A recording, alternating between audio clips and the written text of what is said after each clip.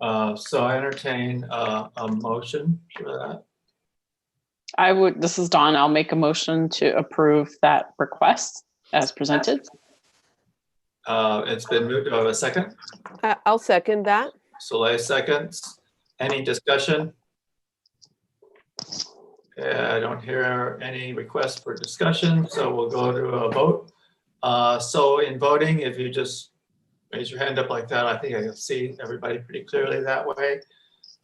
So all those in favor of passing that motion, hand up. 1, 2, 3. God, it's hard to count. What, 4? And where's Jose? Oh, there he is. Okay, I think we got it. So I think that passes unanimously, and Michael's not with us at this point. The second item is an action item to approve the request for a 1-year leave of absence, another one. Teresa Peters has requested a leave of absence from her principal position for 2020-2021 school year, as she was offered the interim superintendent position. Candy? Again, just for safeguard, I know that it was going to be put in the contract anyway, but I just want to make sure that we acknowledge that she is looking forward to this being 1 year at this time. And although she can certainly change her mind and apply and may or may not move forward as superintendent in the future, I would highly recommend that we give her the opportunity to go back to Dry Hollow as she desires to do at this point in time at the end of the year. So I'll entertain a motion on that action item. I'll make a motion. Rebecca? I'll make a motion to approve that leave of absence as presented. Okay, it's been moved. Do I have a second? I'll second. Soleil? So it's been moved and seconded to approve the request for a 1-year leave of absence for Teresa to become our interim superintendent. All those in favor say aye or no. So it's for the leave of absence, not the superintendent. Oh, I'm sorry, it's a leave of absence from her principal position. Correct. Sorry about that. So all those in favor of that motion that was made, raise your hand up.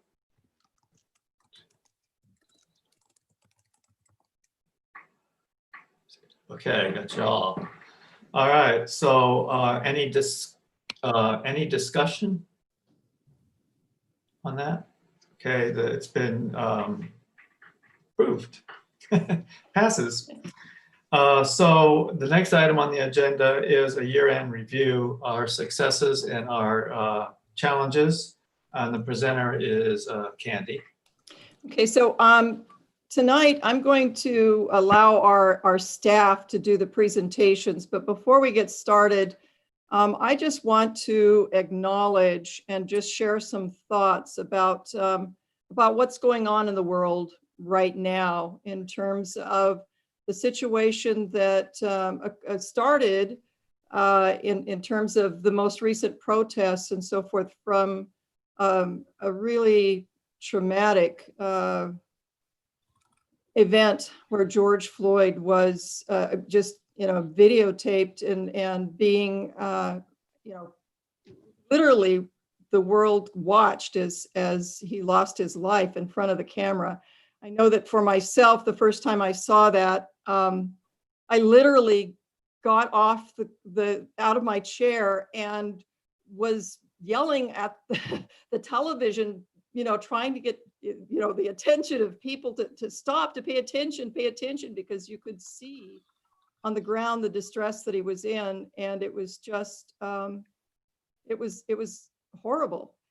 But from that has come this amazing this amazing moment in time, right in the middle of a pandemic. We find ourselves in a really amazing, transformative time. And so I want to share some thoughts for that. I know that a lot of superintendents have shared statements, and I worked on a statement, and I thought, I don't feel qualified at this point to really put a statement forth, but I think it's really important to talk about it. And so first of all, I want to acknowledge that institutional racism has existed in the United States and in Oregon since our founding.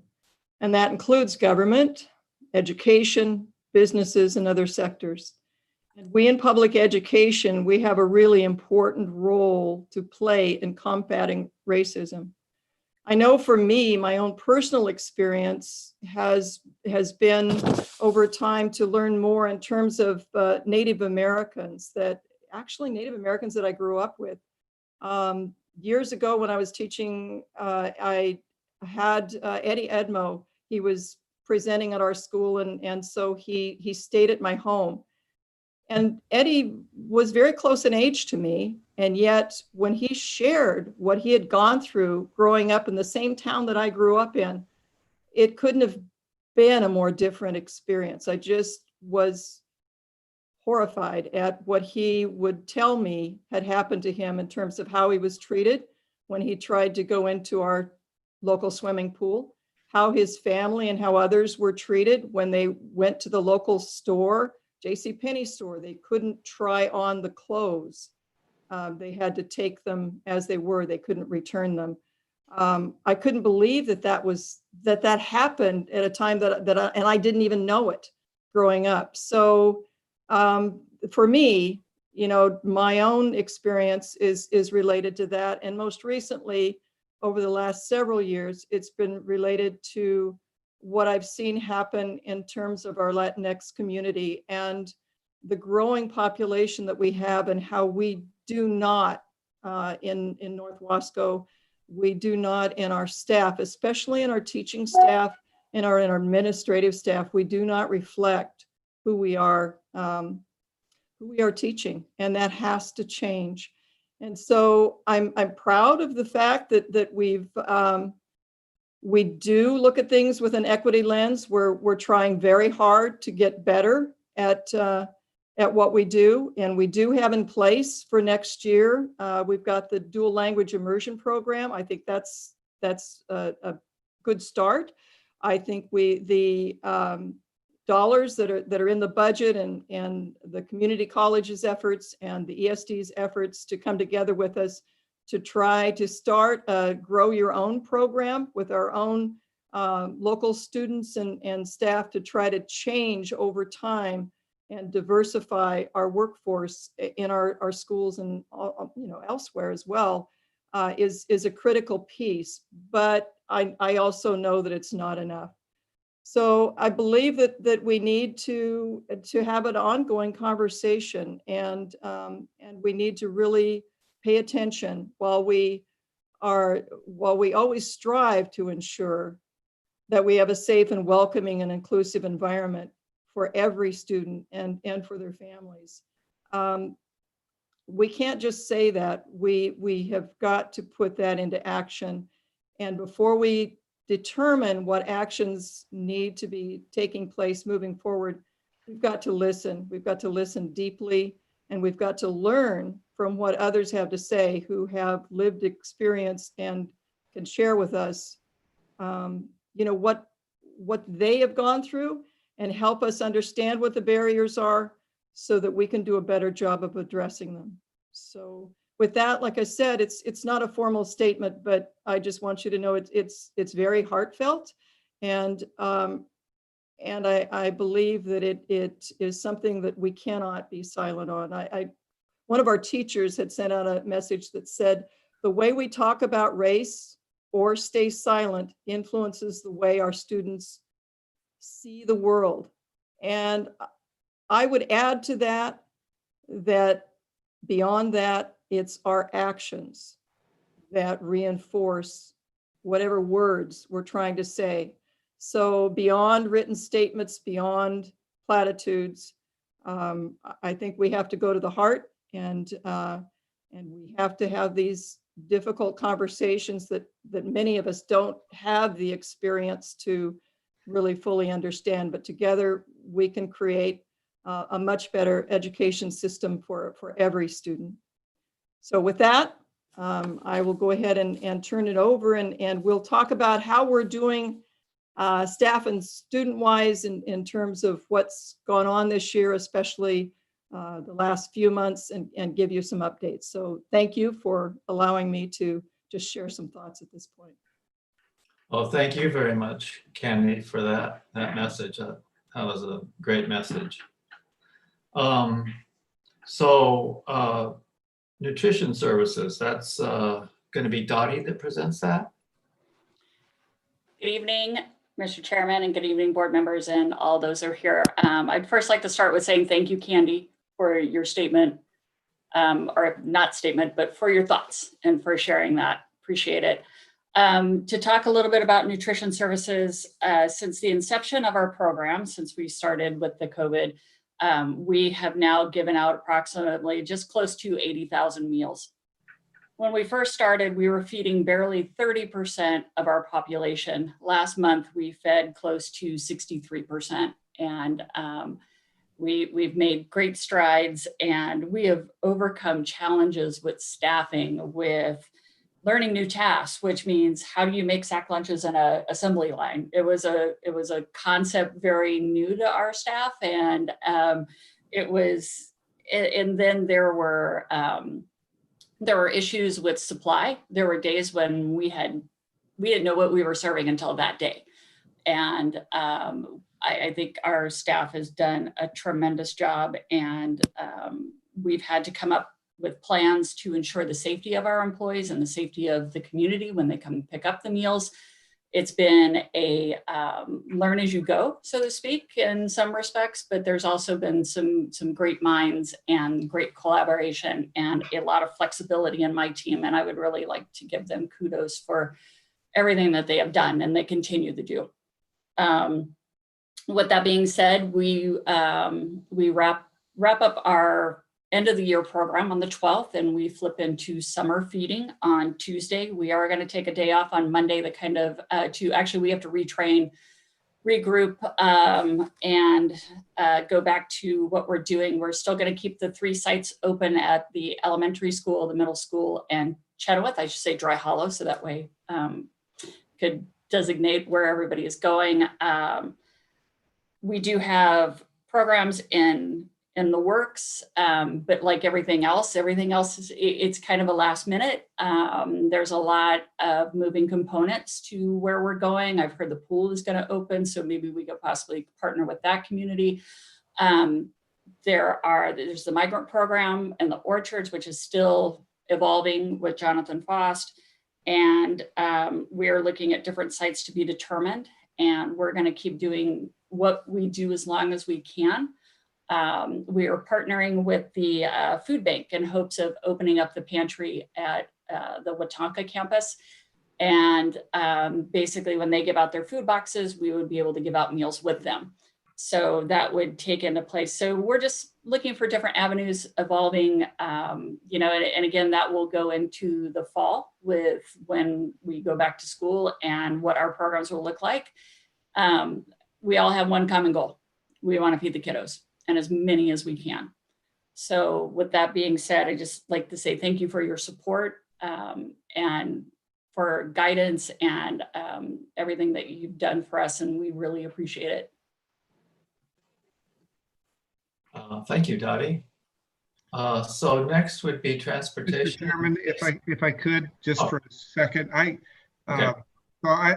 I'm Dottie's direct supervisor, and I just want to make it very clear that I haven't supervised a darn thing. She has, she just grabbed this when this came down. She figured out a way to feed the kids, and she's done a terrific job. I just want to commend her.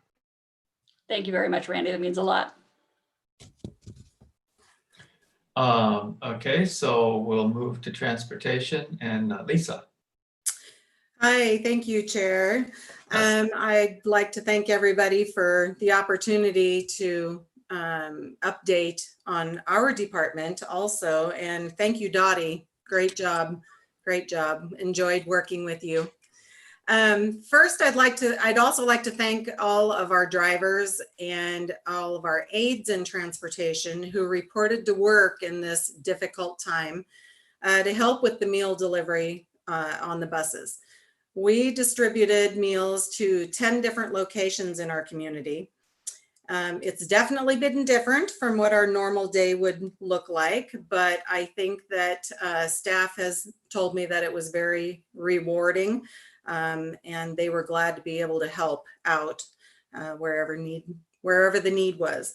I appreciate our staff, just like Dottie said, I appreciate our staff, adapting to, something different almost every single day. New situations, new trainings, new locations. It seemed like there was something different every day. And unfortunately, I'm worried this might be our new normal, having to adapt daily. They told me, staff wants me to tell you that they were so appreciative actually to be out there and seeing the kiddos.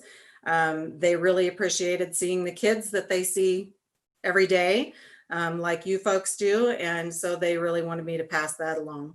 I also want to give out a thank you to the principals who helped us get those extra aids on Fridays. Oh my gosh, that was huge. When we started delivering the meals for the weekend along with Friday meals, all of a sudden we were a little overwhelmed on Fridays. And so Dottie and Tanya came together with the principals. And so I want to thank you guys for stepping up and helping with that. I was updated by Tanya this morning in food services that from Monday, April 6th through yesterday, I'm pretty excited to tell you that we just on the buses delivered 23,877 meals. Cool. So that was exciting for us, and we're pretty proud of that. So yeah, so makes us feel good and makes us feel like we are putting out an effort, that's for sure. I also wanted to talk about in the transportation department, a few things that we've got coming up, like everyone else, trying to adapt to whatever the new normal will be. I've been working, I don't know if many of you have heard about the TransFinder program that the school has. It's a routing program, and I've been working, have had a lot of time on my hands lately. So I've been working hard on rerouting, rebuilding, analyzing every route that we have. We have 18 home to school routes. We have 3 special needs routes that are home to school. I'm looking at each of these routes individually for areas that we can improve on, whether it be a safety issue or improving the bus efficiency, making sure I don't have a 78 passenger bus out there with 5 kids on it. So we're looking to improve efficiency. So that's something I've been working on. I'm doing this right now as if we are going back to school in the fall on a normal schedule. Of course, we all know that's not going to happen, but in order to implement what we might be looking at in the fall, I had to get it up to date as if we were going back normal in the fall. So after I get done updating all of the routes, I have the daunting task of building new routes, implementing the guidelines from ODE, Oregon Health Authority, and the CDC, trying to follow all those guidelines. I want to say that right now, I'm sure Candy will pass this along, that we don't know what the school day is going to look like in the fall yet. We don't know if it's going to be a split day, every other day. We don't know what the schedule is. So I can't really build routes accordingly yet, but I can be as prepared as I can be. Having said that, we also don't know what ODE's final guidelines regarding transportation are going to be. I talked to Candy about that this morning. She thought that they would have that out hopefully by the end of this week, if I recall our conversation. I think that we need to get as prepared. In my department, I'm working on getting as prepared as I possibly can. The district has 20 full-time bus drivers. We have 1 driver that's our full-time trip driver that is willing to should we need, step in and help out on routes. We have 2 full-time mechanics that are also licensed to drive, so we can utilize them. And I'm still licensed to drive, so last case resort, I can still get out there and drive also. We have 4 substitute bus drivers on staff that are on call. I have 3 full-time aides for special needs buses and 2 substitute aides for special needs buses. Our fleet of buses consists of 23, 4 of which are equipped for special needs students. In other words, they all have wheelchair capability. So we have 4 that are equipped for special needs. If I could have the slide 1, Cindy, is that possible?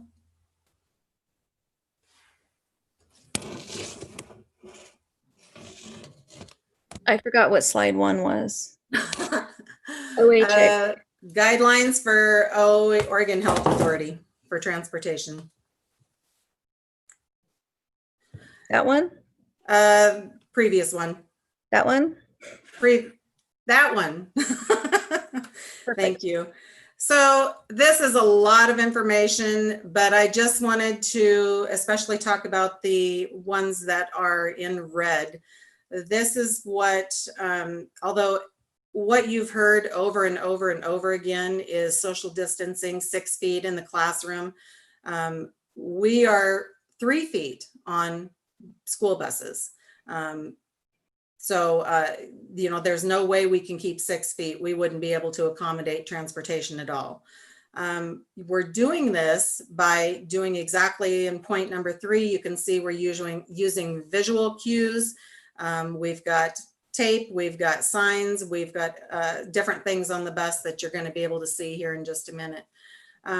Cloth face coverings and masks for drivers, that's going to be a huge issue. Again, this is Oregon Health Authorities. This is not ODE. So we are not 100% sure what that's going to look like yet, but they are recommending. Contact tracing is a huge one that OHA, CDC, and ODE are going to be calling for. I am not sure how that's going to look for us or for any school district, quite frankly. I'm not sure how they're wanting a bus driver to keep a log and try and drive at the same time. I will tell you, although ODE hasn't come out with guidelines, just yesterday, the state of California came out with their guidelines. And I'll just give you an example. They are calling for to have an aide on every bus to help screen student health, ensure physical distancing, and help with documentation for contact tracing. So that's their recommendations and guidelines that they just put out yesterday. We could be in the same position. We simply don't know what I don't know what ODE is going to put out there yet. We have to submit a plan, as you know, and you know, I'm going to hope that we can use our every bus that we have in our fleet is equipped with a camera. So I'm hoping that we can utilize the camera systems to help out with the contact tracing side of it. And, you know, so that's an option that we might be able to use. One other thing that's on this document, if you scroll down, that Oregon Health Authority, one thing that's going to help all schools is students who share housing and do not need to be physically distant from each other can sit beside each other. There are some guidelines out there that say we have 1 student per seat and then you skip a seat. This is going to help out a lot if we can utilize our TransFinder program and I can put students who live together, families that live in the same household together. Hopefully we'll get the best use we can out of our buses. Slide number 2, the next slide is, this is the only thing that ODE has put out for, you can see, guidance for school year 2020. talks about a lot of the same things. Cleaning, of course, is a biggie. So we will be cleaning. OHA says every 4 hours. I'm certain that ODE is going to be very similar. We will be cleaning, spray cleaning, similar. Dawn provides us the cleaner. We will be cleaning the buses, all the high touch points between morning and afternoon routes, and then again after the day is done.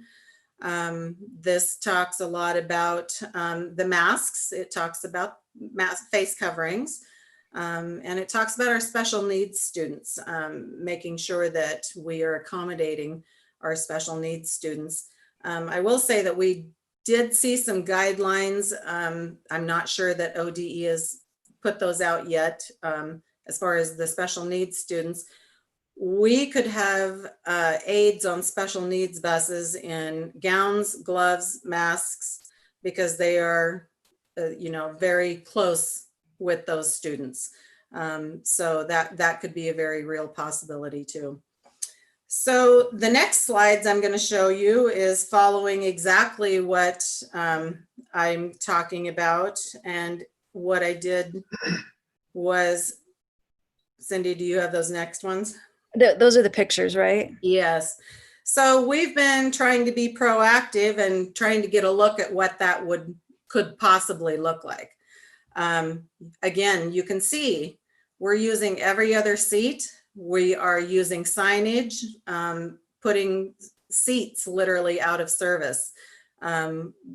It's going to be pretty dramatic, trying to figure out, how to place students, how many students we can transport. We will have every bus but one on the road.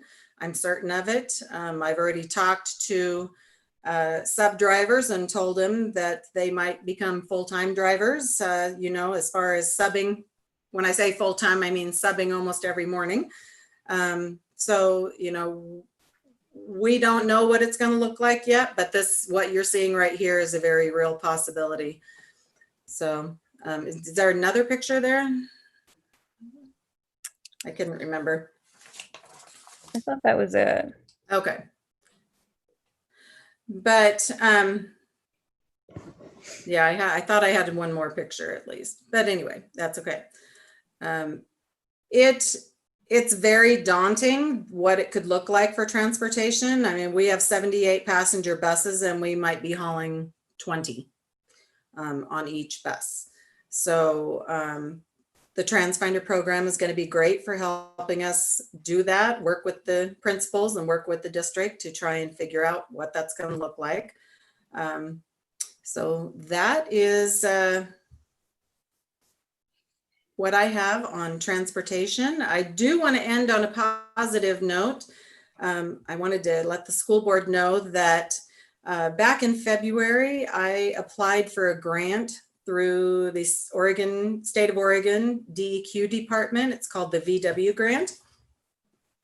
I received a notification just about, I guess maybe 2 weeks ago, that we were approved. The district was approved for both grants. One of them is for July 2021 in the amount of $85,927.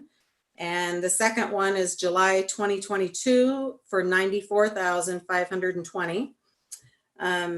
Each of those 2 years, we will decommission 2 of our older buses and be purchasing 2 new buses. The grant does not cover the whole cost of the buses, unfortunately. Sorry, did the best I could, but it is a very healthy down payment. So that's a positive thing. So that is what I have. Are there any questions? Thank you for being so proactive on the planning. That is daunting. Yeah. Sounds like Yes. it could double, which is a little scary, but also congrats on the grants. Thank you for doing that. Thank you. Thank you, Lisa. Thank you. We'll move next to Don Carter and to facilities. Hello, everyone. Last week in the board meeting, I had a PowerPoint presentation where I showed pretty much what we were doing up to date. So I think that speaks mostly for what we've been doing since this issue started. In addition to that, the first thing I want to say is thank you to all the staff and faculty. I mean, for all basically getting us through to this point, and especially, of course, I'm going to say my staff. Of course, my staff has been working as you saw, doing all these special projects and additional things. Some of the things we're working on beyond the items that we discussed in the last board meeting, we're now starting to plan some of the larger items, like, for instance, painting the exterior of Dry Hollow, the entire school, re-asphalting the front parking lot, as well as the driveway and the walkway going up to Dry Hollow. Those of you who have been to Dry Hollow know that that's our biggest need, I think, for asphalt or hardscape repair. We've had a few accidents there, so we're trying to mitigate all the accident-prone places we can with the resources we have. We're looking at here shortly, I'm working with Crestline Construction in bringing in a water line to Colonel Wright, Mo, for that upper field.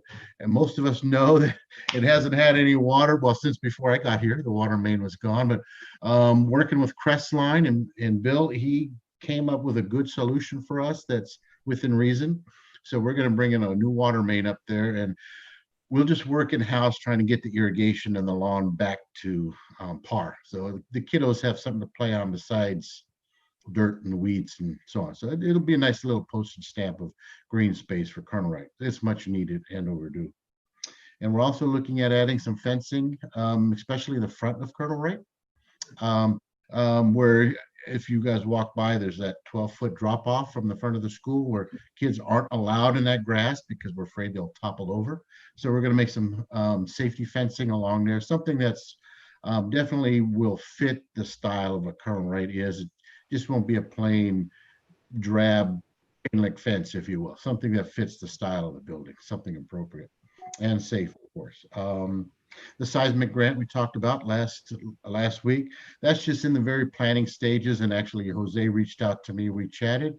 He's going to help me sort of get that ball rolling. We got 2 years, but we're going to start to get that in motion, get at least the preliminary work done on that.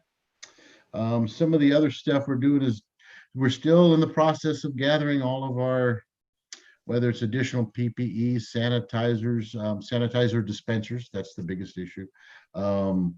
Masks, all these things to prepare for what may be the worst case scenario opening wise. That's kind of what I'm planning for, the worst case scenario, and hopefully we won't be in the worst case scenario, but we will be prepared for it.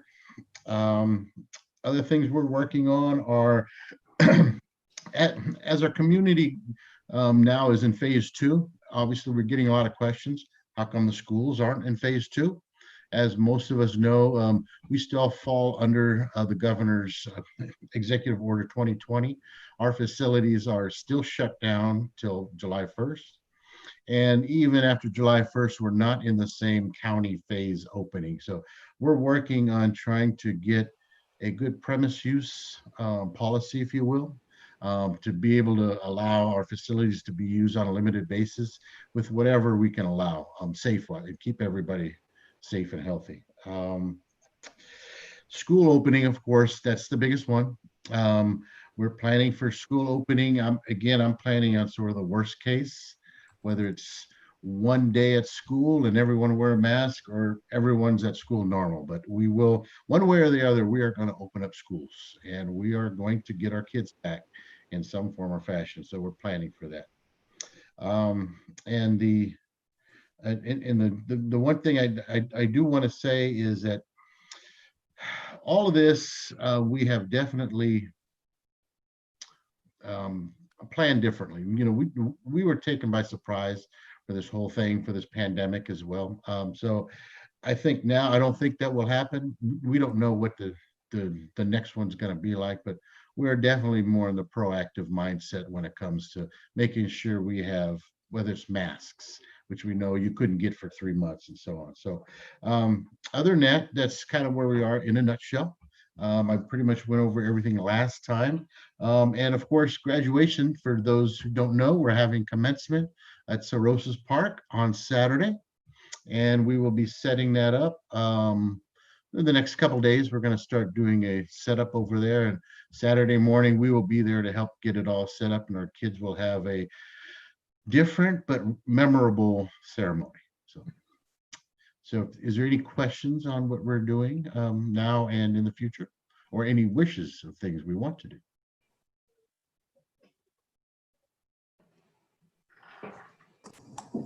Bob? Don, at some point, it doesn't need to be now, but I'd like to connect with you about shared equipment in high school labs for the CTE department.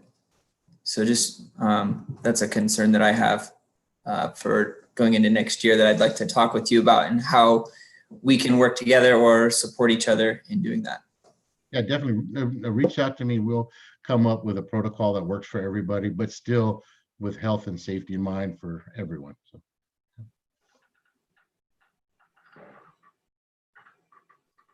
I can't see everyone, so are there any other questions for Don? From anybody? Okay. Thank you, Don, very much for that report, especially getting a new water system up there for the fields at Colonel. Yeah. Yes. I'm tired of looking at the weed patch out there. Yeah, when I said it, I said Mo, but I meant Carol. Carol will be ecstatic about that, and her parents, I'm sure. Okay, next is technology. Cody. Good evening. So for my update, we have, as a reminder, we've been working with Google and the Ed Foundation, and we ordered approximately $60,000 worth of associated equipment and Chromebooks, cameras, all of those things. We are still waiting for delivery on that. There's a nationwide shortage due to distance learning.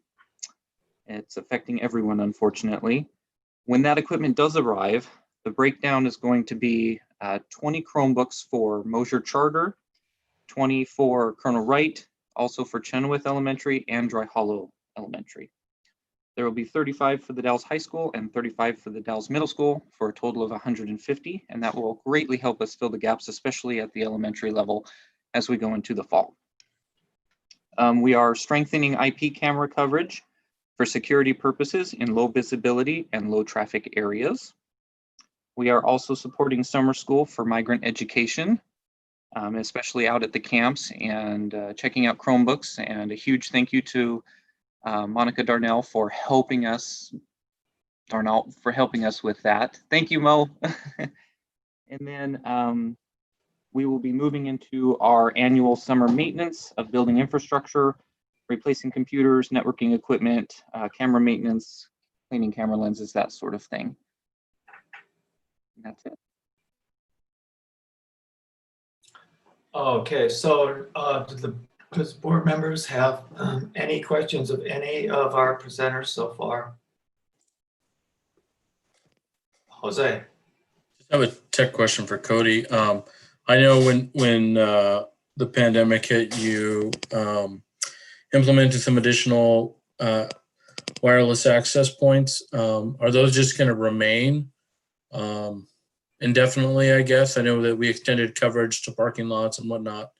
I imagine, are we just going to keep those? Yeah, a fairly significant amount of resources goes into getting all of that infrastructure put in.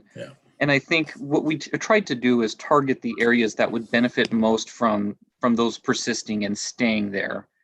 So that the answer to that question is yes, it is our intention to leave those. Okay, cool. Any other questions from board members? I can't see it. I think, yeah. Okay. With that, I think we can move to the next item, which would be high school update. Kurt. Hi, Kurt. Good evening, everyone. Thanks for having us tonight. I've got, I'll start off, and then I've got teachers Yvonne Taylor, Bob Clark, and Jill Pearson here. They're going to speak a little bit as well.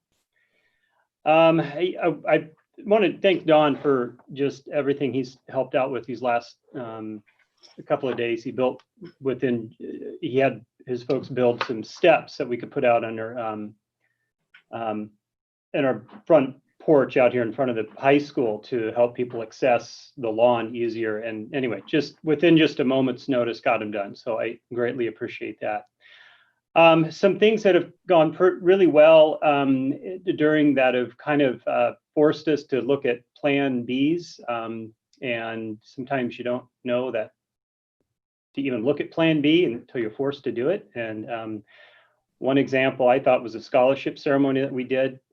Robbie Denny did a great job producing that for us. We came in and recorded that in the morning from 9 to 11. Soleil was part of that. And then we presented the scholarships. And then that night it was, I guess, broadcast or streamed on YouTube and Facebook. And it was, I really enjoyed it. I actually liked it a lot better than being in the hot auditorium for 2 hours. So I was sitting on my couch eating popcorn. So that was great. The activities that have been going on right now, we've done things a little bit differently. We did like, for example, we elected class officers, did that remotely, or did that online. That worked, I think, okay. Jill's nodding her head. It must have went okay. All right, it's good. Didn't hear anything, so must have been fine.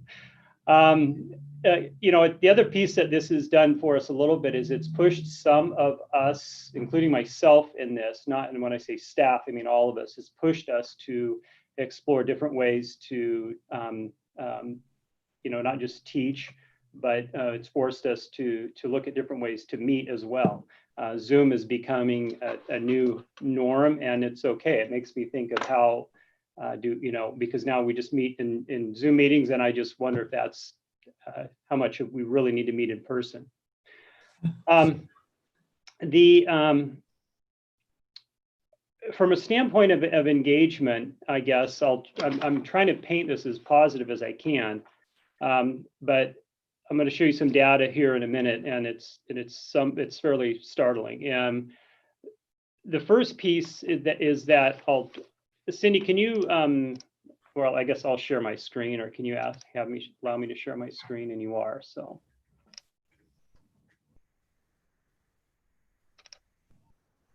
What you're looking at here, I'll try to explain this best I can. This is a normal trimester, and this is a trimester 2 of the 2020 school year. And so when you hear the term learning gaps, we have to close the learning gap, or we have to close the achievement gap. Every school has an achievement gap somewhere in their school, okay? And if you're doing your job right, you should be constantly looking at those and intervening and trying to find ways to minimize them. And so these 4 categories in this school, at the Dalles High School, they represent our most significant achievement gaps in populations of students that we have. Okay, so the blue bar, what that represents are the schools, the population of the schools. So the first set of bars there is our male student population, and we have like a 12% or 12 percentage point differential between male and female. So male students just tend to underperform at this school. They do statewide, but it is pronounced at this school as well. So 55% of all of our students are male. Okay, for some reason we're not 50-50. So that's what the blue mark represents. So in trimester 2, 76% of all of our students, they passed all of their classes. And that's a normal trimester. That's a good, solid trimester to have a pass rate of 76%. So of that group that passed all of their classes, 52% of that group were male students. So you see a little bit of a drop, you know, just a 3 percentage point drop in that category. You go to the next group of bars there, the second language students. So about 30% of our students are second language in this school, and you see about a 2% drop in that. The third set of bars is our economically disadvantaged students. 46% are reported as being economically disadvantaged, and of this group that passed all their classes, it drops down to about 40%. And then the last one are the students of special education, where 13% is the total population. And of this group that passed other classes, only that's represented by about 11% of those students.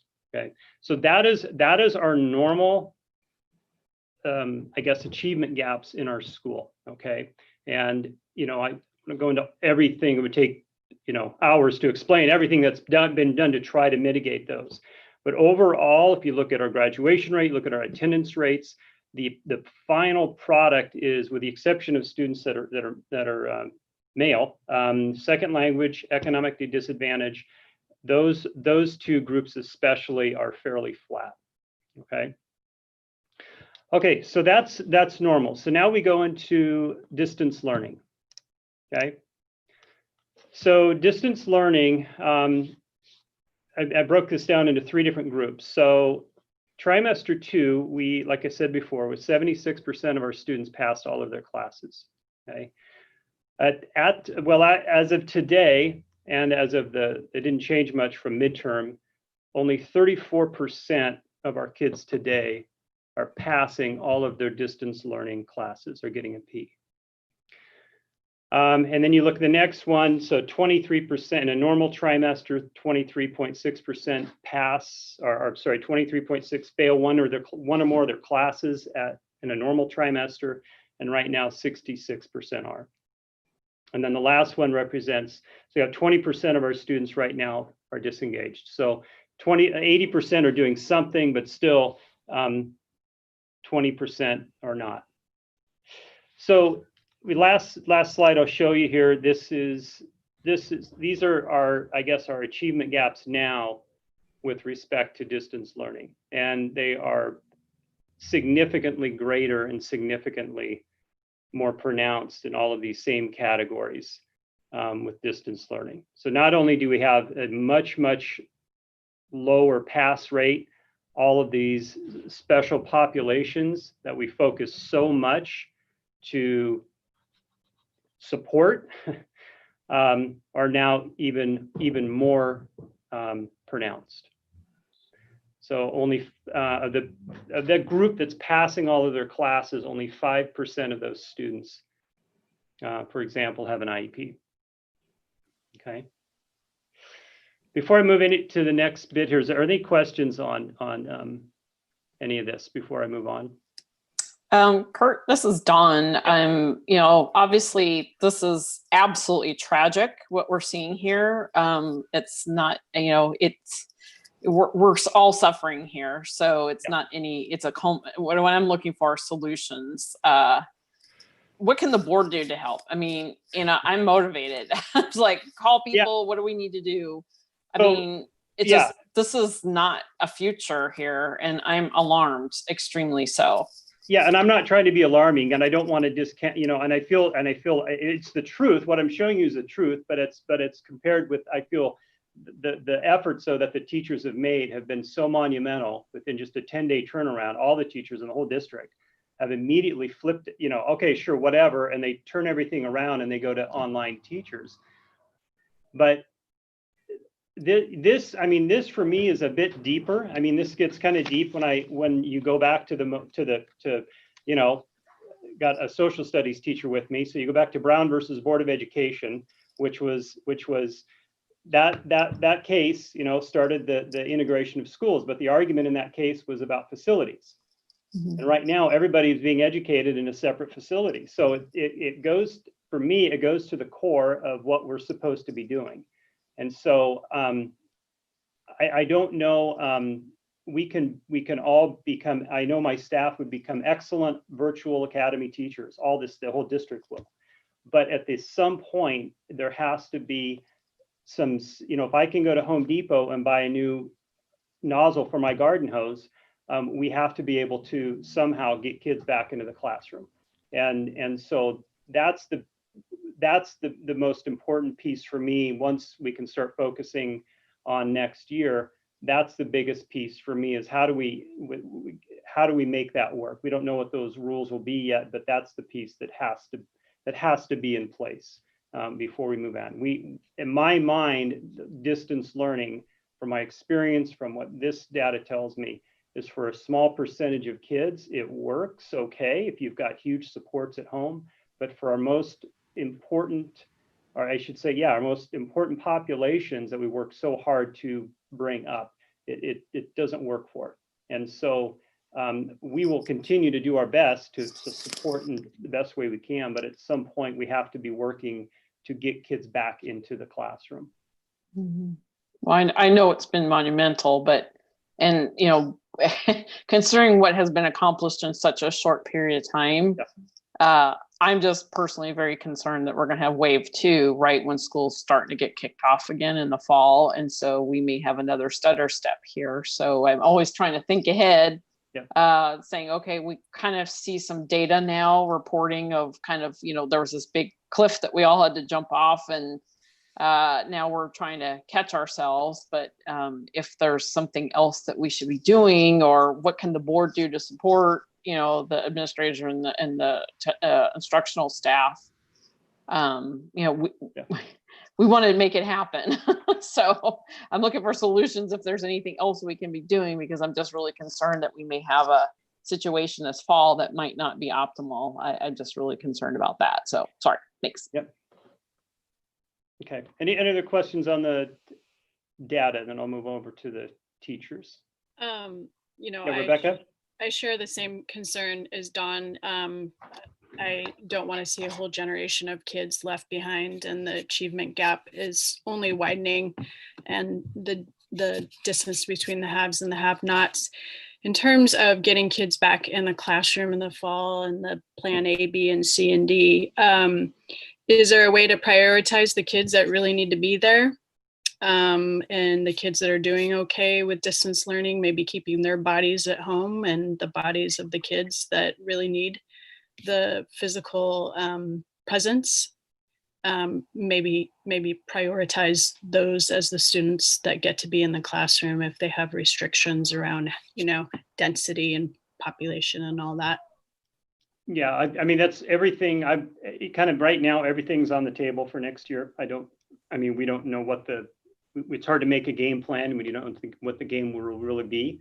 And so we've just kind of got all kinds of different scenarios. One of my scenarios would be to possibly have a small cohort of people that are doing purely online school that choose to do that if they still need to do that. But yeah, just don't know yet. And Jose, did you have a question, sir? Well, just talking to Dawn, totally with you on the concern. I think the biggest help we can be for our administrators in the district is to actually be in the ears of our legislators and to do targeted cuts and to protect the funding that we have. I think the numbers clearly show that even with the resources that we have now, if it gets cut, those outcomes are worse. And I think that's something that we can't let happen. So I think we need to be the big voices in the room and really protect the funding that comes to our district. Yeah, well said. I just want to add that I share everyone's concerns, my fellow board members, but it comes from a place of just concern for the students, and it's no finger pointing. I think we all recognize the valiant effort that has been made, and it's truly impressive and amazing. It gives me chills. Like, our teachers and staff are amazing. So I just want to really clarify that we have huge respect for all that work, and it's no fault of theirs by any means. Yeah, and I experienced it on my end. You know, just right now we're doing, you know, student checkout, and of course, student checkout is completely different than it ever has been, and people are just diving in whatever I ask them to do. So it's just the staff is doing a great job, and quite honestly, our numbers are probably pretty stellar. I haven't compared them to other schools, but the conversations that I've had with principals, it's very good. But when you really get down to it, this model is in no way a sustainable model for any community. It's an option. It's for a very, very small population of students that are interested in this. That's almost like homeschool families that just choose to do that. That's fine. But to be a school district or nationwide system, it's not something that is really sustainable. So. Okay, so I will, I guess, Yvonne, you're top of the screen. Do you want to go first? And Sure, because I got a list, and I think my other teachers can agree. I'm going to start with what worked, And I'm going to talk about what didn't work. And what's worked is we've all pulled together as teachers, I think all across the district. We got really good at teaching each other about tech. We got really good at knowing who knew what and how to connect with each other. And that was a good warm up to translating that to students and reaching out to teach the kids and to connect with the kids. We had more, at least for English, and I think for social studies, more than enough online resources. Several companies stepped up to offer things for free. And I don't know if that's going to continue, but it was really nice to have. And we've been able to kind of weed through what worked and what didn't work. So that was really nice. I asked the kids a lot about what they were doing during their times, the ones that I did connect with, and be rest assured they were learning a lot of skills. They just might not be school skills. For example, I had kids who were learning house painting, automotive, they were working. A lot of our businesses thought that school was out and put our teenagers to work almost full time. And they learned a lot about that. They also learned how to do online school. Lots of kids talked about, how to organize their time and, the struggle with that, but they learned along the way.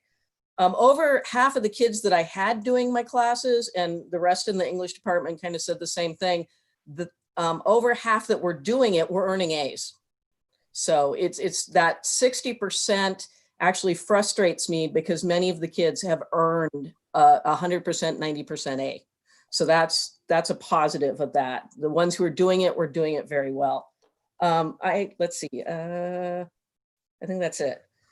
I asked the kids to write a lot about what was going on for them during quarantine. So some of those disparities that we're kind of talking about, that Kurt talked about, is the facilities. That many of our kids just do not have a study space at home.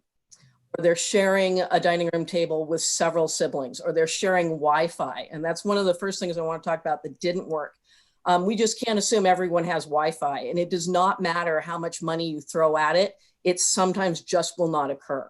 So we're not even talking economics on that. When we're rural, we have people living way far out. There's just no way to do it.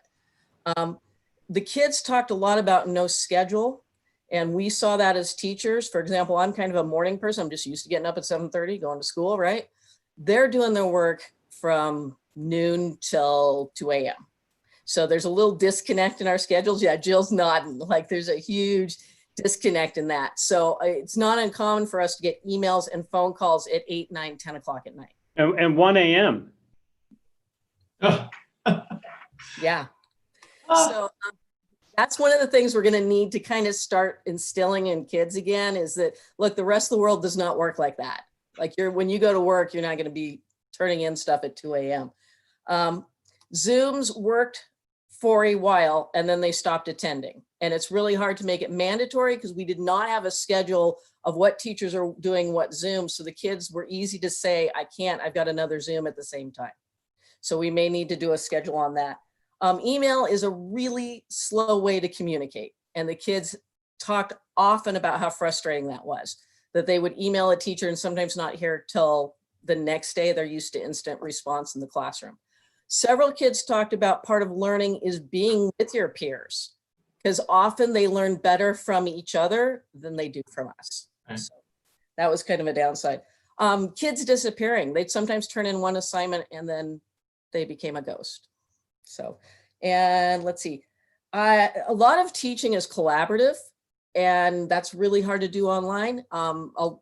Especially for my college credit classes, a ton of group work, not possible, just completely not possible. Completely have to eliminate it. And that actually eliminates a lot of learning and a lot of understanding. And I think that's it. Oh, rampant cheating. Got to mention that because in the English department, that was huge. Mm-hmm. So we need to look at and invest in some plagiarism checker program of some kind. And I'm getting quotes as we speak. So that was a huge problem. That's all I had. All right. Thanks, Yvonne. And I'm sorry, I didn't introduce Yvonne. She's English 12 and some of our college writing classes is what Yvonne teaches. So, okay. So if I were Marcia Brady, Robert Clark would be Jan Brady. So Robert, why don't you go next? Robert's one of our welding teachers. Is our welding teacher, not one of, but is our welding teacher and also does electric cars. So obviously CTE in this environment presents unique challenges. So that's one of the reasons I've invited Bob Clark. Yeah, maybe that's a Cody issue. I don't know. Ever since I've had my email, it's been Bob instead of Robert because they set it up before I met anyone. But I teach manufacturing in broad spectrum. Have a background in teaching automotive as well at the high school. So this has been a really challenging time, obviously, for teaching hands-on skills. That was compounded by the fact that I had introduction to welding classes. So students who have never, thanks Cody, that was fast. Students I just who have assumed never you changed your name or something after you had a kid. No. I had students who had never touched a welder before, or who've never interacted with the equipment before. And the way that this happened was obviously at the very end of the last trimester. So I had never met these students. I've never seen these students before they were in my classes. So it was a big effort to try to get them caught up to even understanding a work environment like that.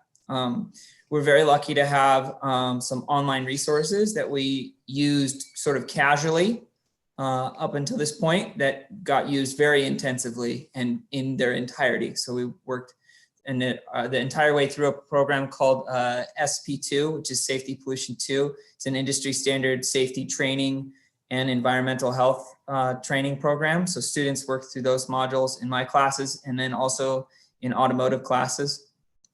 Some of the challenges and adaptions that we had, changes that we had to make were I can't have a group of welding students jump out of my class with no ability to actually use a welder and then enroll in the intermediate level welding classes next fall. So we had to change their credits from a welding credit to an applied arts credit. So a more general credit. Normally a welding credit is an applied arts credit, but it wouldn't count as a prerequisite credit like it normally would.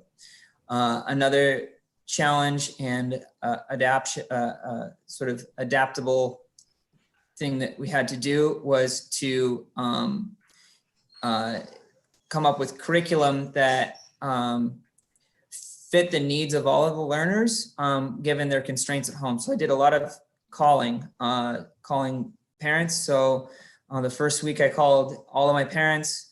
I called again 2 weeks later, and then I called at IPR, and I've made one last round of calling last week. I looked at my sheet and I think I've made about 550 phone calls in total. And that was just about the only way to get any sort of response or action on the end of students that weren't participating or weren't involved yet.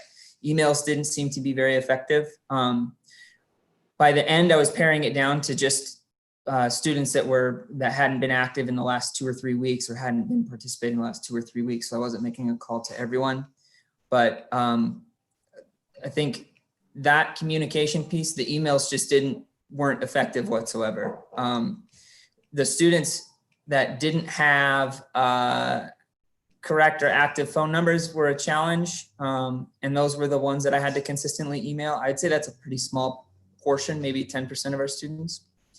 I stepped away from using Zoom from an equitability lens. I didn't find that I had a personal struggle with making Zoom in any way mandatory after numerous conversations with parents that, well, we have internet 2 days a week, or we drive into town once a week for them to do internet so they can get their studies done. And having them download an hour-long or half an hour-long Zoom call in addition to all their other work to replay it later was I thought it was fairly inequitable in terms of the ability of the students to do that. Learning Google Classroom was, I thought it was a really good platform. It worked really well. And the support of the other teachers, AJ Rundell was mentioned earlier. I think he spent more time the first 2 weeks teaching other teachers than he did creating content for his classes. So having people like that on staff and resources like that on staff was really valuable. And for CTE, it's broad, right? So our graphic arts classes were probably, I would say, less of a challenge than our woodworking classes were to integrate online. Same with photography classes.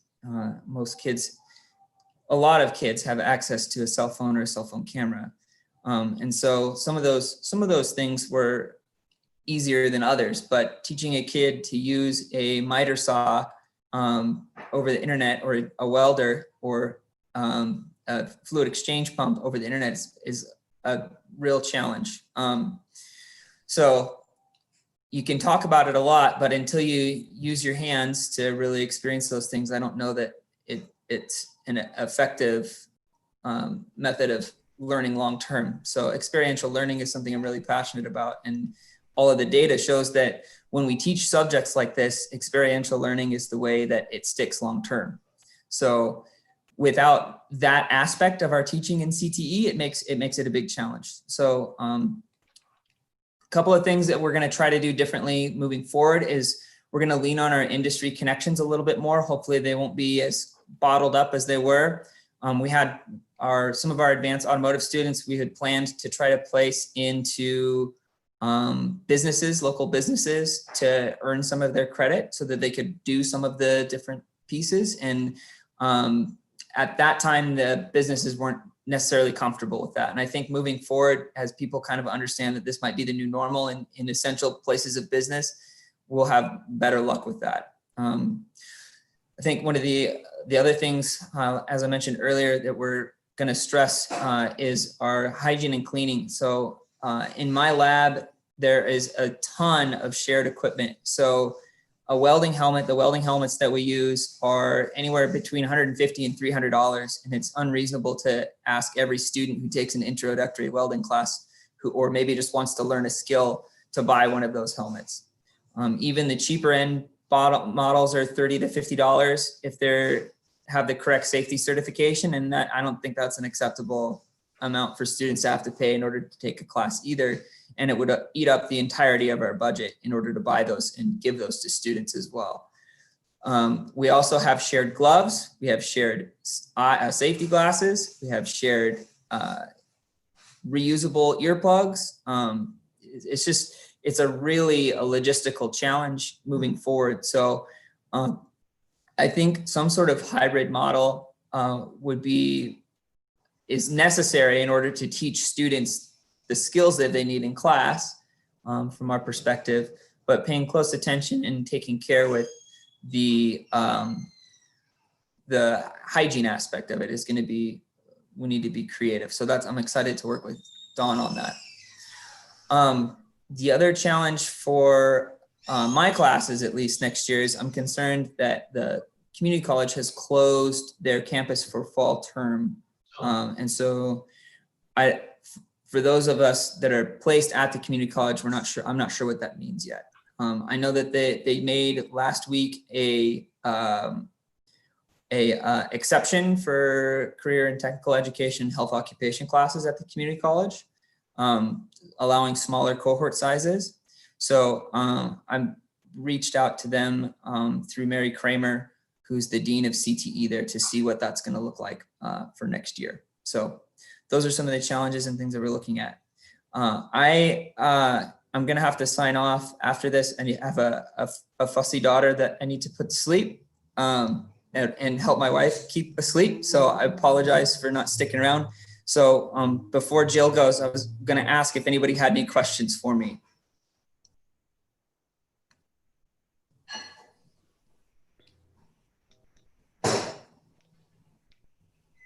Okay. Thank you. Thanks, Robert. Appreciate it. Thank you, everybody. Have a good night.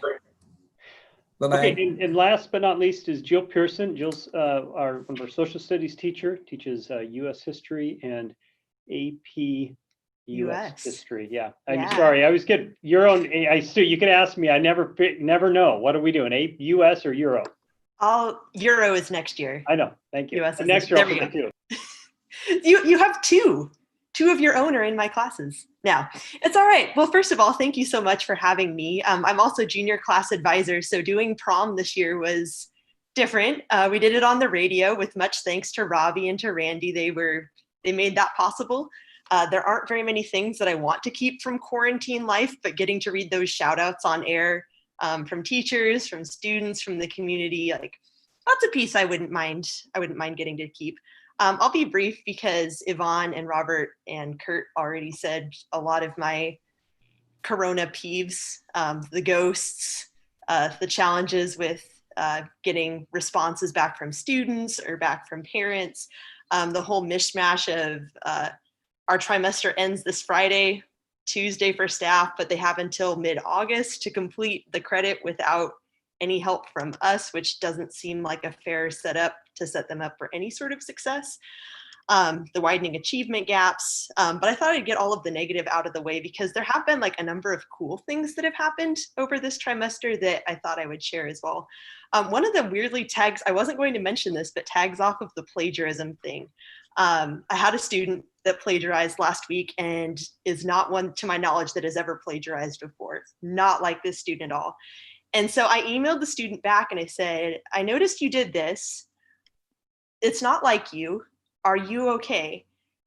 And student emailed me back within like, I'm not kidding, 30 seconds. She's like, I'm not okay. Thank you so much for asking. And that really, one of the things I am actually very grateful for is that this has really cut education back to its core and back to its heart, which is good and effective relationships with students. Because I knew that student, because I knew her in person, I was able to kind of push back a little bit and be like, you're better than this and something is not right in your world. And it turns out that something was not right in that student's world. And so being able to build and strengthen the relationships with students that I already had was great. Like Robert said, sometimes you get a ton. I would say about a third of my students are ones that I've never had in my physical classroom before. So that's been a little bit challenging.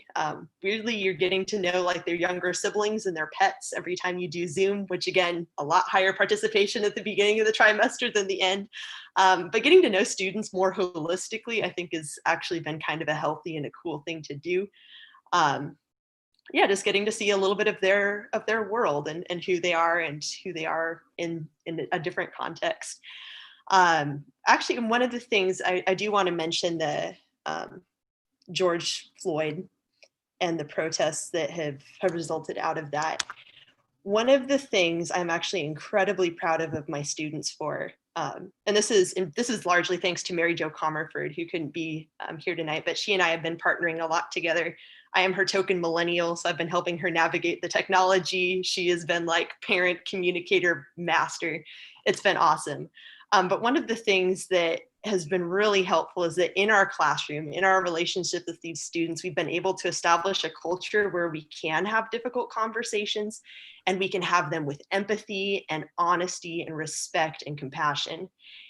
And that hasn't changed on Zoom. And I've been so incredibly proud, and it's made me so incredibly optimistic for the future, that those are basically that experience is transferring out to the rest of their lives. And I've been just absolutely thrilled to be part of that. And there's one other piece I was going to share, but I realized that it's getting read at baccalaureate, so I'm not going to steal the show from that student. But their final assignment was to write a letter to the future for all of my classes, and getting to see kind of the good, the bad, and the ugly, and more than anything, this message of resilience and optimism that they're looking into their future for, whether they're juniors or seniors. I've been incredibly impressed and incredibly humbled, to be honest. So board and everybody, thank you so much for the support that you're giving us. I have to peace out too, because I'm doing like some prep work for parent thing related to graduation, even though I'm not a parent. You know, you just get roped into these things. It's good. But thank you so much for this time and space. Thank you, Jill. Thank you a lot. In fact, you know, this is the piece I would like to see us keep, is what we're doing right now, which isn't as cool in a meeting where we all get together, you know, like we used to do. This actually works very well to have these conversations, and the people out there that are listening. I mean, these are great stories to hear, that intimate stories about school life, which I think is really important for the community to be able to hear. So anyway, thank you. Yeah, I would encourage you all to tune into the baccalaureate. That's something that the parents put on, but of course, I'm a parent too and connected to that a little bit. So it should be a really good senior parent. It should be a good production. So I'll just kind of finish this real quick with I'll touch on our graduation ceremony. I was kind of just aiming to have the least bad graduation ceremony this year, because all the graduation ceremonies are going to be bad, right? So that was my aim, but I think we're actually going to hit the good graduation ceremony mark. So it should be good. We moved it back a week with the intent that we would be at phase 2 by the ceremony. That generally worked out. We had to move the venue to Cirrhosis Park, but either way, it's a beautiful backdrop, and we'll have a portion of the ceremony where all the graduates, so only the graduates will be able to be there for the speeches and stuff like that. And so they'll still get that piece, and then the other piece where their families come in with them. So looking forward to that. I'm looking forward to it being over too, because it's been a lot of planning. So. All right, thank you, Jill and Yvonne, and Robert's gone, but I'll thank him later. So is there any other questions for us? Oh, one more thing. Get a mask. Nice. Class of 2020. Oh, all right. Yeah. If you hang them from it, actually looks like something else, but we got to watch that. Very cool. See ya. One thing, Kurt, AP testing. I know that, they moved some of those exams and whatnot online. Just curious, how did our participation numbers look? And how did it all work out? Well, from a parent perspective. Do you want me to answer that one? I'll answer it from a parent perspective, and it went pretty bad. Okay. That's my parent view, but Jill, how'd it go on your end? Numbers wise, participation was probably about 2/3 of what we normally would have had if we were in person, which is unfortunately, again, like watching that equity gap just like widen, which drives me absolutely insane. Also, there were some technical difficulties with getting tests to upload. And so we've had retests, and I think in a couple of weeks, yet another round of retesting. Weirdly, I will say the most positive thing about the experience is it was a form of normal in an otherwise very unnormal year. And it did set a date and a goal to work towards, which I know was really helpful for a lot of the students. But in terms of the process of it, it was entirely messy.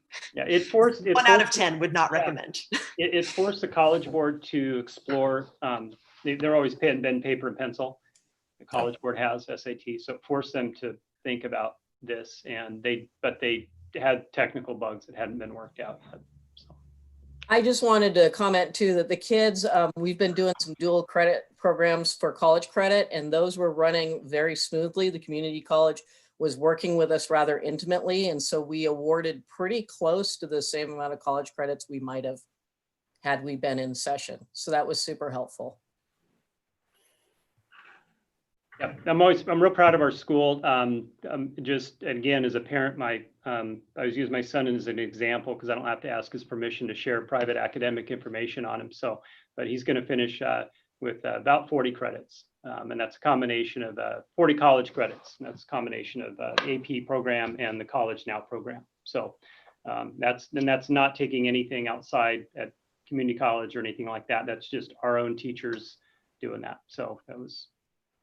Real proud of that. So proud of him, but proud of the school too. So the ones that tested did well, as far as I have heard. So. Okay.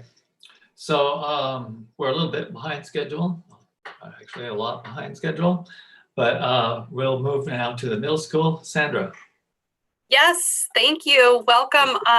Thanks for letting us have this opportunity. I really appreciate it. I'm kind of going to go backwards in the sense that I'm going to have my teacher, Kate Galt, speak first.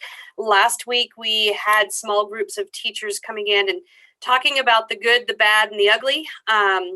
And lessons learned. I'm more focused on in the future, what are those barriers that we've encountered, and how can we get over those barriers, and what are those things that are going to help us be great distance learning teachers or hybrid teachers. You know, and so I will allow her to speak first, and then I will come in with a little bit of data and a little bit of summary on that. So Kate Galt teaches 6th grade math. This October, I believe, she, you know, probably unknowingly started a little bit of a flipped classroom by using Chromebooks in her classroom as the lesson provider, and then doing a little bit different. So her kids had a unique perspective going into distance learning, but it's still not enough, right? So Kate, why don't you share your experience that you've had with your kids? Yeah, so I had fully flipped my instruction as of February to fully online instruction, or yeah. So my students were really used to getting all of their instruction online prior to moving into what we currently know as normal. I found that even though I had done that, my middle school students, as soon as we went to online distance learning, they had forgotten how to do all of the things that we had been doing in the classroom. And it was a large challenge to keep them moving and motivated with technology pieces, then converting lessons and things, because a lot of our curriculums are not fully online. So converting worksheets to be online, doing all of that stuff was a large challenge, especially for teachers that don't know technology or how to do that stuff. I would say that a lot of what I saw mimicked what the high school teachers were saying about Zoom meetings and scheduling, just communication, calls, emails being slow. Some successes that I saw were my most quiet students tended to be the most successful online. They tended to respond a lot more. They felt free to answer questions or ask questions. And so I saw a really big increase on some of my quieter students doing their work. The flip side to that, though, is that my top students inside the classroom tended to be the ones that were not getting the work done or not as engaged as they were when they were in the classroom, which was very disappointing.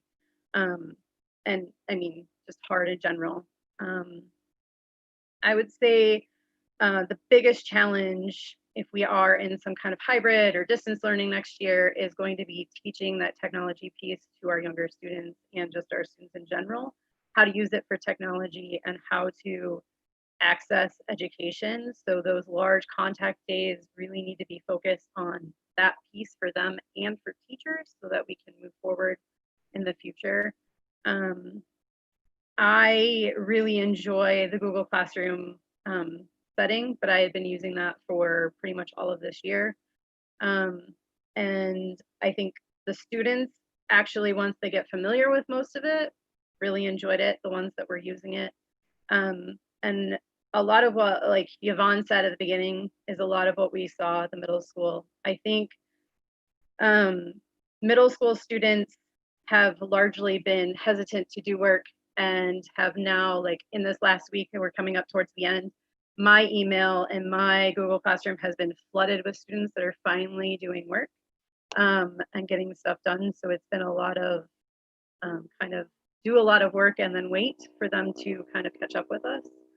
And I'm glad that they're doing it, but that's been a challenge as well. So just kind of managing that piece in the time. Is that it? Thank you. Thank you. Okay. There was some extra noise. I'm like, did I miss something? No, Kate, that's great. And I do want to say to the board that yes, we mimic some of those lessons learned and those things that are going on at the high school. A few extra things with Google Classroom, and it's a big positive. My teachers noted that it was easy to modify assignments for individual students. So if you had a special education student in your classroom, you can assign an assignment to the whole class, and these particular kids get this modified assignment, and nobody knows the difference, you know. So it was really easy to do that, and you'll see a little bit in our data that was a positive thing. You know, and the phone calls, you know, the connections we made with families in both our EL group as well as our SPED group, just really connecting with them one-on-one. We got over and over and over again appreciative comments and notes, and thank you very much for checking on us, and that social emotional piece too. You know, when I talked with my staff, I did ask them to partner with their content grade level teacher and have those meetings so that they can know what those priority standards are. The staff overwhelmingly thought that was a great connection point for the PLCs and also our house teams, that they, you know, some house teams met once a week, sometimes twice a week. Just that Zoom talking with each other, collaborating with each other was really good for the soul for them over these last 8 weeks. And so that was nice and appreciative on there. On the flip side of that, and I wish Robert was here, the elective teachers overwhelmingly felt a little, I don't know about left out, but if you're the only one teaching art or the only one teaching welding, it's who do you collaborate with? You know, how do you collaborate the content? How do you, you know, so how can we rope those teachers in on that piece too? So I've got some data to share in my screen. Not done this before, so share. There you go.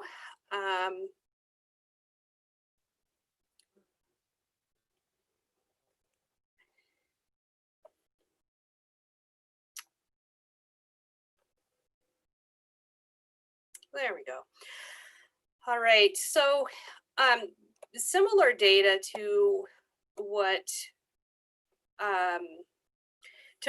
Kurt had at the high school, in the sense of, you know, taking a look at all of our students. The trimester 2 is in blue and the distance learning is in orange. Let me get there here. So as far as in the normal trimester 2, 59% of our kiddos are passing all classes, where here's the difference in distance learning, 24% were passing all classes. And failing one or more, 41% in trimester 2, but 76% in distance learning. So it definitely shows that there's a degree of difficulty with the distance learning. And with the subgroups, you know, with our second language students, 54% of them are passing all classes in trimester 2, and only 16% of our second language learners are passing all classes when we're distance learning. Same thing, you know, 52% are passing all classes if they're SPED, but only 30% of our SPED kids are passing all of the classes during distance learning. You know, we're talking too about the school group versus the whole group of our second language. So students that are passing all classes between second language in our school group, the school and our group. So 59% are passing all classes in trimester 2, and 54% is in the subgroup is passing. So we have a little bit bigger of a spread in our SPED. So 59% of all kids are passing all classes, but 52% of our SPED kids are passing all classes in Tri 2.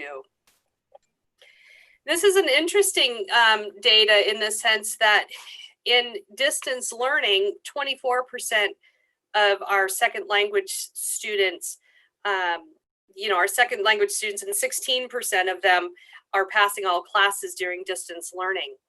But it kind of flips a little bit in our SPED. 24% of our SPED kids are passing all classes, and the subgroup, 30% of our SPED kids are passing all classes during the distance learning. So we have really done a great job, really touching base, helping, supporting, doing that modifications on Google Classroom for our SPED students all together. So the engagement is there, and our staff and our ESP staff are also contacting our kids to help support them. Now, one of the things that our staff brought up is about the borrowed Chromebooks versus home devices. So if we take a look at the percentage of kids that are connecting on a regular basis, and we're missing one of those things. So if they have on their own device, then 65% of the kids were connecting. If they borrowed one of our devices, out of all of the devices that were borrowed, only 38% of those kids who borrowed one of our devices were connecting online. So it does go to, you have that achievement gap, you have that equity piece is right here. We passed out 384 Chromebooks, which is 57% of our population, and only 38% of the students who borrowed a Chromebook connected online on a continuous basis. So really, here's the equity gap. I truly believe that there were some kids who borrowed a Chromebook because it was the thing that you needed to do, but may not have realized that they had to sign up for internet, or they had to pay for internet, or they had to go to a hotspot in order for that Chromebook to be utilized in distance learning. So I think there is that equity gap that even though they had a Chromebook, they weren't able to connect for a lot of different reasons. So it was pretty interesting data in all of that. So when we talk to my staff about what does it look like, is it a hybrid? Is it school is it school all day, every day for everybody? How do you do that? And our staff was overwhelmingly wanting to at least have the kids in school 2 days a week. If we can get them 2 days a week, and like Kate said, teach them how to use Google Classroom, teach them how to engage with the email system, that would be huge. We did come down to what I deemed as, we've been using Google Classroom and we've been using Chromebooks for the past 2 years pretty readily since we've got the Google grant to go one-to-one.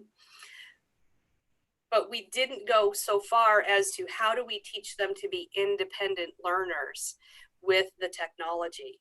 You know, having a technology piece is one thing, but how do you teach them to be independent learners with those? And so those are some of the things really big. It's like, yeah, so what? You have an email, but if you don't use it, check it, or know how or when, it really hinders the learning altogether. So that's a huge piece. The teachers are also thinking, gosh, I could really use some training and parents some training. How do we partner with the parents for them to be facilitators? We heard quite a bit of, you know, I'm not a homeschool teacher. I'm not a homeschool mom. I can't do this. I homeschool. Realizing that we need to partner with them and connect with them to say, you can facilitate. You know, you don't have to teach them. That's what the teachers are here for. That's the job. But let's get them in, the parents, as part of the professional development that we're looking for in the future, so they can feel comfortable to help their child.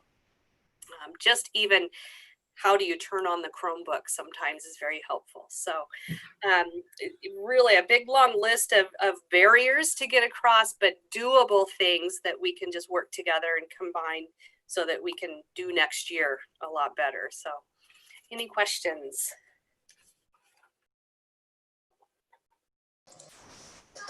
I think I asked this last time, Sandra, but transitions both up from elementary and then from middle to high, were we able to do anything, or is there anything planned, I guess, for fall? Yes, so a couple of things. First of all, there's going to be a PowerPoint introduction to middle school. Hey, we're ready for you. We can't wait. That will go out hopefully through the 5th grade teachers in Class Dojo, or Remind, you know, if they could send that out. And then in the fall, we will have a 6th grade only, and we'll have communications of how do you get to know your teachers. That may be through Zoom, that may be small groups, depending on how we open up, but there will absolutely be 6th grade and connecting with parents and connecting with the teachers at, you know, kind of just as a start start probably mid to late August that we'll do that.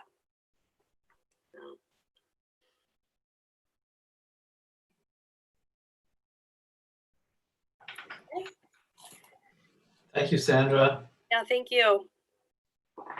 So we'll move next to the elementary schools, and first up is Teresa, Dry Hollow. Good evening, thank you. Yeah. So Cindy, I think I can just share, right? Yep, okay. So at when the distance learning started at Dry Hollow, we created a spreadsheet, kind of a live document, and teachers indicated in there they tracked information regarding student engagement. And so I was looking for three things specifically. Are they fully engaged? Are they somewhat engaged? Are they not engaged at all?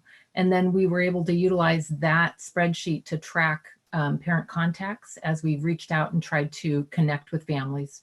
And so I used that spreadsheet, which teachers updated throughout the past 8 weeks. I used that spreadsheet to base my data on as far as the engagement piece. And so I'm going to go ahead and share my spreadsheet.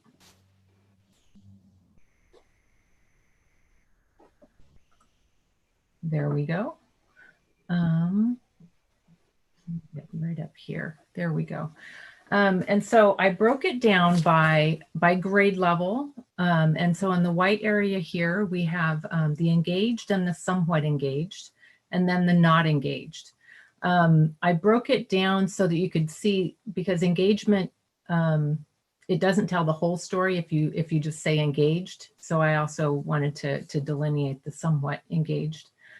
So overall, especially at our K1 level, that's really parent engagement, because the little guys aren't as adept at uploading the information up into the platform. And so really it's the parents that are generating that and then sharing the student learning with the teachers. And so this is based on teacher feedback. So as we go down, I did go ahead and just total. So like kindergarten, a total of 83% when you add the engaged and somewhat engaged. 83% of our kindergartners were engaged. 78% of our first graders were engaged in distance learning. Second grade had the highest percentage with 89% engaged. Third grade was at 88%. Fourth grade, we had 86%, and fifth grade, again, 86%.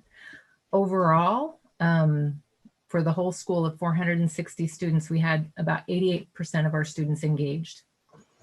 I went ahead and dove in a little bit further, looked at our students that have language supports based on second languages, English as their second language. And so with our kindergartners, 50% of them were engaged. Our first grade, 54% were engaged.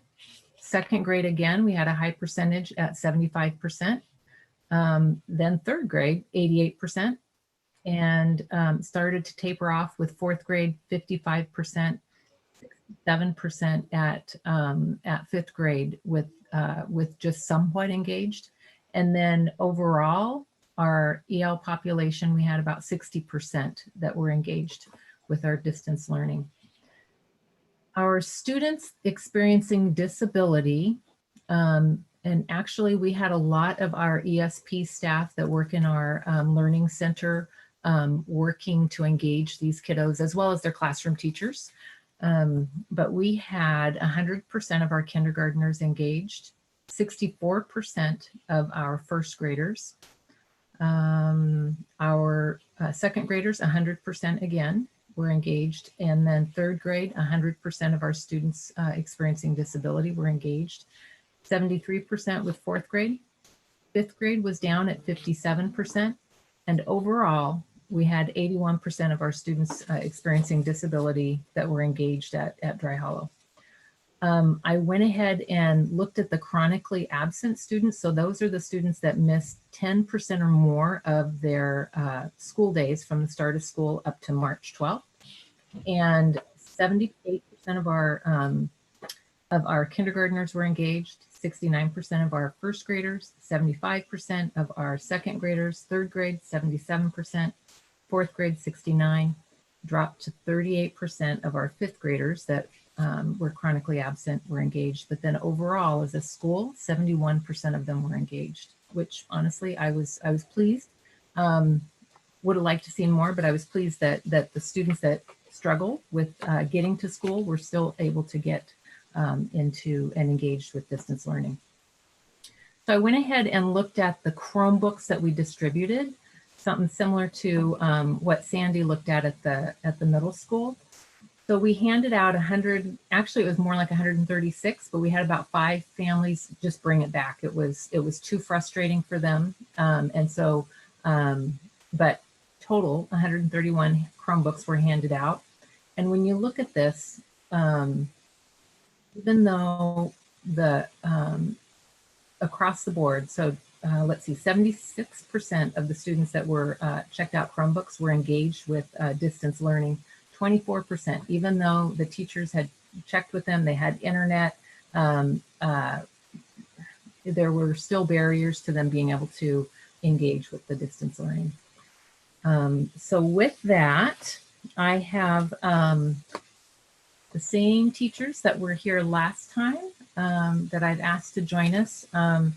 And Amy Schwartz, who is a first grade teacher at Dry Hollow, and then Katie Ortega, fourth grade teacher at Dry Hollow, who will share some of their successes and some of the challenges. Do you want me to go first, Katie, or do you? You did a good job. I'll go first. Okay. So some of the positives, I kind of agree with Jill at the high school level when she was saying she could connect with kids. I had that same experience, a little bit better, but not necessarily with kids, with parents. With parents that I didn't normally connect, like had a hard time finding time to connect with them. It was a little bit easier to connect with some of them this way. And I had a lot more interactions with them.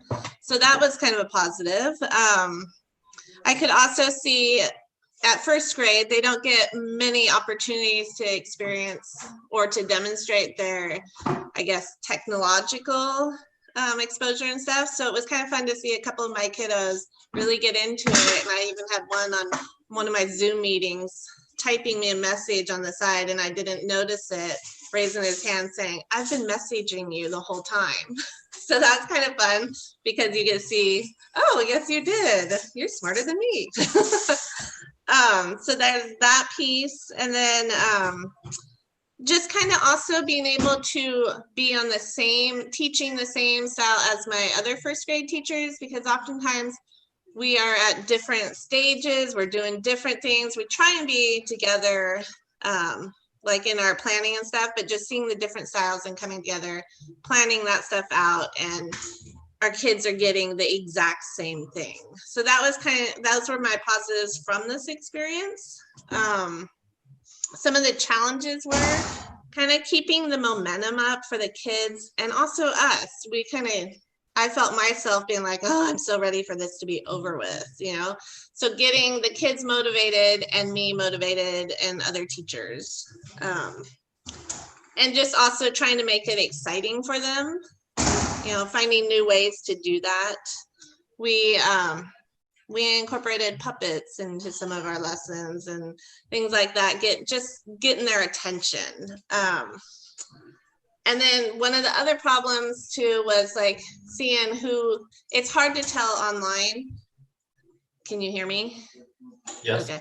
It's hard to tell online who's really doing some of the work, because some of it's you're like, they weren't really doing it that way in class. So that part is challenging. For next year, I definitely have figured out we need to incorporate, even though they're still first grade, we need to figure out some more pieces for them to be able to utilize technology, whether it be ideally it'd be doing some assignments at home, maybe homework, so that they're getting used to connecting at different spots. Because one of the things, and I was talking to another teacher today, trying to kind of, you know, figure out, well, what is the problem? And I think because at school, we do all the schoolwork there. Well, then this hits and they don't connect that as, oh yeah, we're still learning even though we're not in a school building. So I think that just making sure that they realize they can learn in all aspects, not just the classroom. So pulling them into that way and making sure, like, whether it be just doing homework at home, getting them in that routine, that school doesn't only have, learning doesn't only happen at school. You're doing it all throughout your life, and just kind of building that in from such a young age so that as they get older, they're used to that. So that's kind of where I see, like, next year I want to incorporate more of that stuff at home. Not as a huge thing, but even when we get to regular school, daily school, just still incorporating that piece, because I think that's a piece that we're lacking a little bit, because there's that disconnect. It's not all, you know, they think that they have to be at school to learn it, which is great, but we also want them doing stuff there. So I kind of went through all that really fast, but that's my my takes from it. And I don't know, any questions?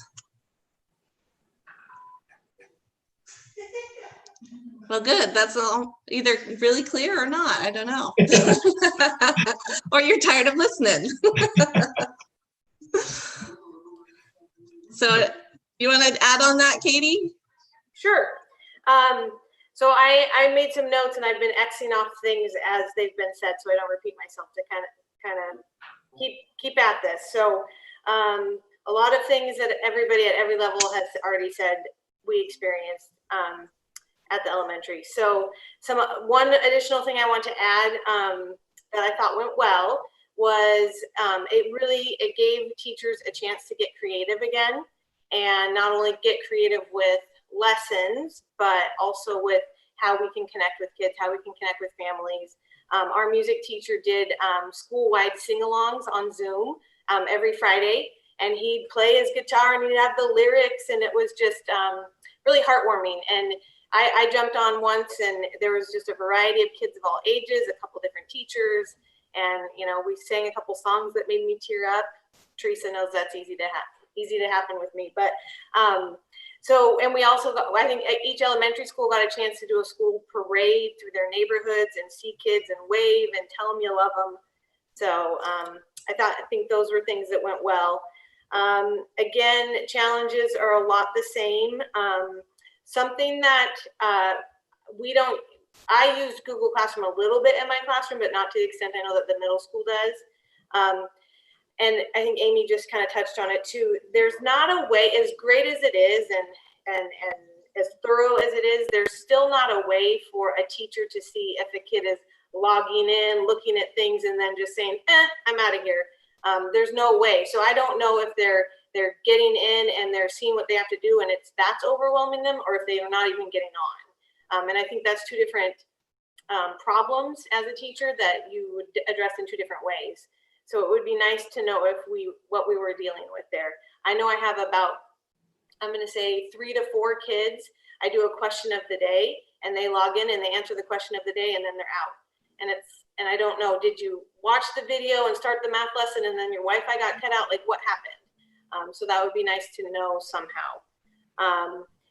Because all the elementary schools use Wonders, I've been told by a number of people, and experienced it a little bit in my classroom, that Wonders doesn't work well across a variety of platforms. There were a lot of connection issues, people that were using iPads and Chromebooks and desktops and laptops, that it didn't work always. So that is something that I don't know if we can address if we're going to be using Wonders. Getting kids, especially at my level, and I'm sure probably all levels, let's be real, getting them to read the directions that you painstakingly type so that it's very clear. Getting them to read those directions, and then, you know, I made these videos and I hid secret words in the videos and then said, okay, as you're watching the math video, look for the secret word and tell me. And, you know, 2 kids did it. And it was like, oh, well, so that, you know, just getting them to engage. So lessons learned, I think it's important at the elementary to keep it simple, keep it on target. Keep it as challenging as we can, but don't get too fancy as much as we want to make it fancy.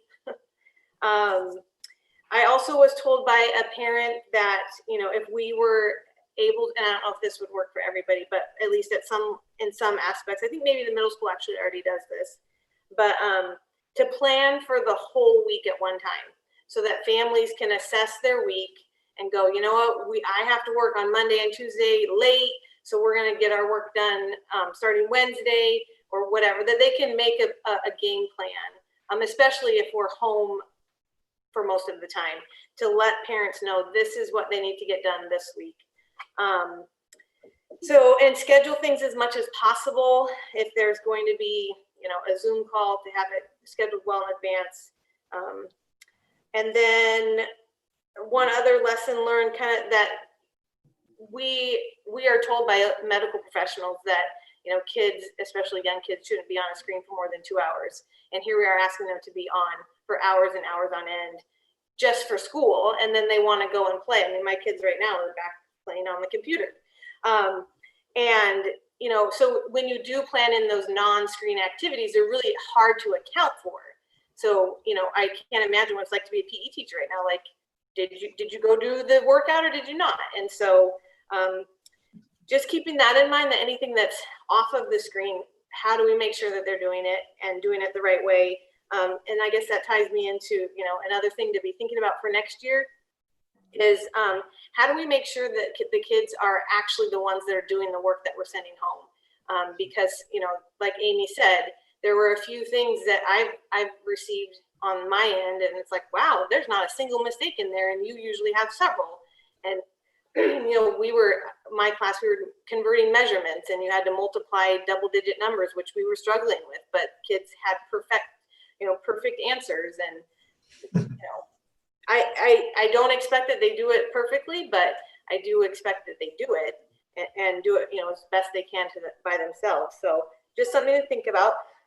And then two more things for next year, especially if there's a hybrid going on. I think having some kind of orientation with both the kids and the parents of what your expectations are. What, you know, you need to be on every week, maybe not every day, but you need to check in every week, you know, minimum this, minimum that, whatever, but just really lay it out. And obviously it was impossible to do with the way that it happened this year, but, you know, really being able to set those expectations as much as possible. And again, having to look at that through an equity lens of how do we make it equitable, but also holding them more accountable if possible. And then last but not least, just kind of that connection piece with parents and if, you know, grades. I think the pass incomplete was what we needed to do for this time period, but I think going forward, you know, looking at, you know, opening up that portal on, what do we use? PowerSchool. Open up that portal to 4th and 5th grade parents possibly, so that they can see what's turned in, what's not turned in, what their grade is, because they do get letter grades in 4th and 5th grade. And I think that's an important piece to see, okay, what are they doing and how well are they doing it? One more thing, and then just going also next year, and maybe people have already done this, I didn't do this, but, you know, maybe making it a part of teachers' routines if we're not seeing kids face to face all the time, but making it a point to have appointments with kids on a weekly basis, on a Zoom call. Like, your time is Friday at 1 o'clock, be there so I can check in with you, and we can go over whatever we need to go over. So that was a lot. Like Amy said, it was really fast. So does anybody have any questions? Okay, thank you. Thank you, Katie. Thank you, Amy. And thank you, board. All right, thank you. So next will be Carol at Colonel Wright. Okay, this is going to be a little bit different than what you've seen. I wanted to make sure that you knew what my staff have been doing, and this is a compilation of their thoughts, followed by a teacher parent who has lives remotely with a immune compromised child, and the difficulty of trying and the positives of trying to teach in that kind of environment, as well as a third grade teacher who learned things that she'll bring into the classroom next year. So we'll go ahead and start with screen, and then we'll move on.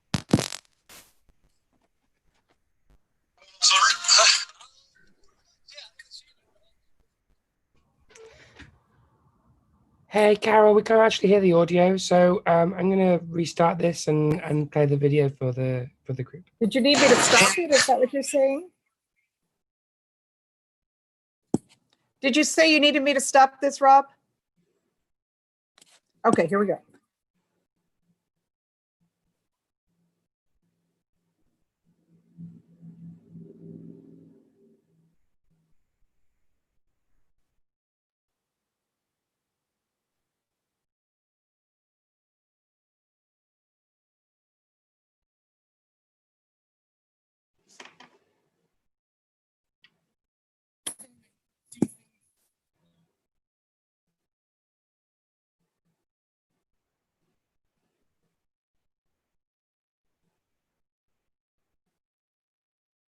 Go all summer? Pretty much, yeah. I don't like shaving. I'd rather have this than shave, so there you go. Okay, good luck. Yeah, I know. Hey, you talk about happiness and being happy and stuff like that. This has kind of been a bummer way to end school. And, oh man, it's hard for me just to think about this, and I'm wondering how you're thinking about it. Is that correct? Well, you know, when I was growing up.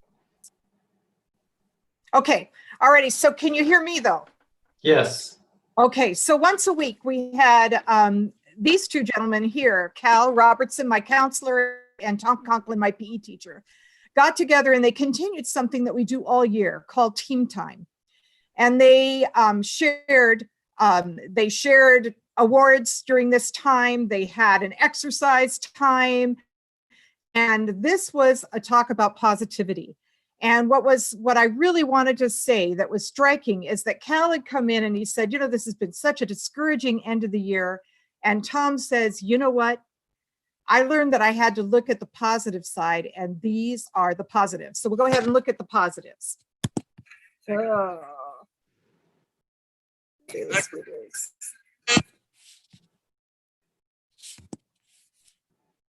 Sorry, guys. This is the challenge that parents face, right? Yes.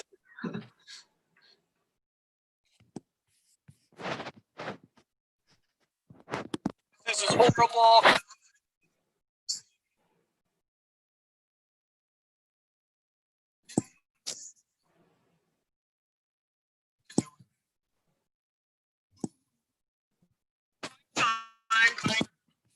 Okay, so the positives were that there's more frequent connection with parents through class apps, phone calls, emails, and things like this. It was unbelievable. My ESPs and my staff members all made phone calls, sent postcards. We made home visits, and it was pretty incredible. We had creation of YouTube channels. I had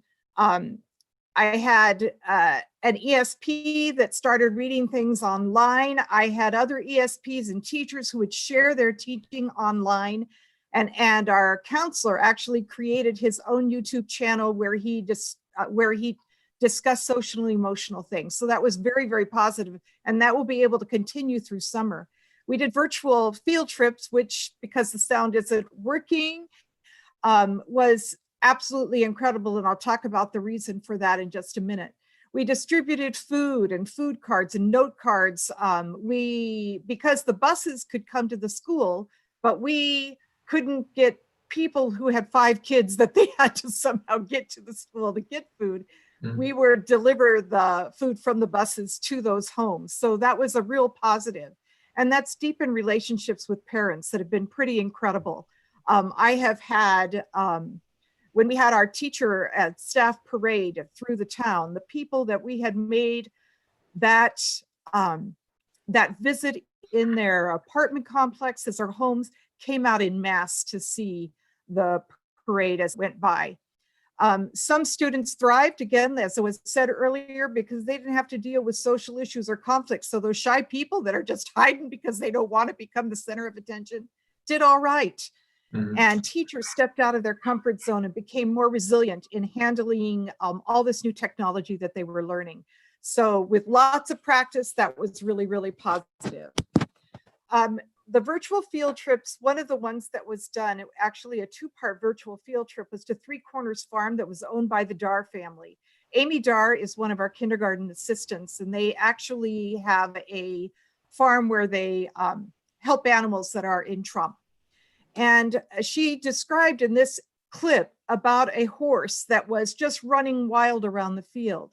It was running wild around the field over and over because it had no relationship. And when they got a little goat called Clover, that horse calmed down and was able to do what horses do and not be this manic guy. And what we realized is the absolute necessity with our elementary kids and with the parents that we work with is that those relationships have to be established, and that we need to learn those friendship skills, and we need to seek ways to build those relationships. Some realizations that we have is that the pass and complete system does not work. And we already have talked about that. Again, the engagement fizzled. The standard for success and participation, well, it was really too low. I mean, you could have kids in a 5th grade class that watched every single science video and responded to that, but did nothing in English or nothing in math. So it was just something that wasn't a pointed way of handling students. Hard to do assessments, again, who's doing the work. Many families have both parents working, so they're out working and they come home and they hope that their kids have done work, but it's unlikely, and they're exhausted and they have to handle this technology that sometimes doesn't work, and with kids that aren't wanting to do it.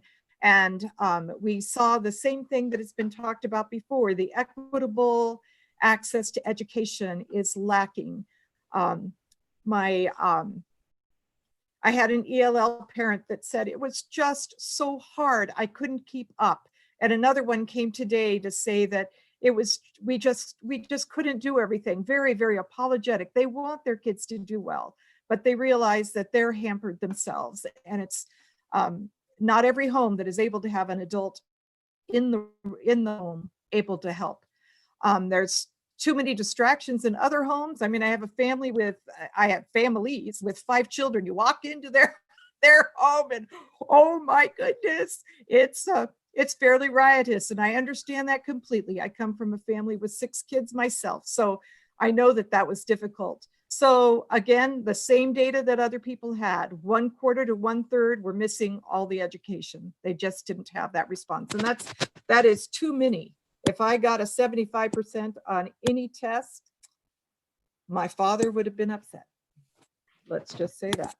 So technology learned was pretty darn incredible. Zoom and the Google Meets, Seesaw, Class Dojo, Wonders Online, Think Central, Go Math Online, Google Classroom, Imagine Learning, iExcel, and many others. So we've learned about things that we had not known about before. So pioneering on for 2021, we need to try to create a level playing field. Not everybody has the same support or home environment. I went out to places out on Pleasant Ridge where my phone had no contact with the internet, and I don't know how they would have even gotten to town to get that internet coverage that they needed. We need to create safe spaces for teachers' children to be at while we're working in schools. We have teachers with immune compromised children, and we have other ones with children. So when we create our schedules, we're going to have to be working at those kinds of things.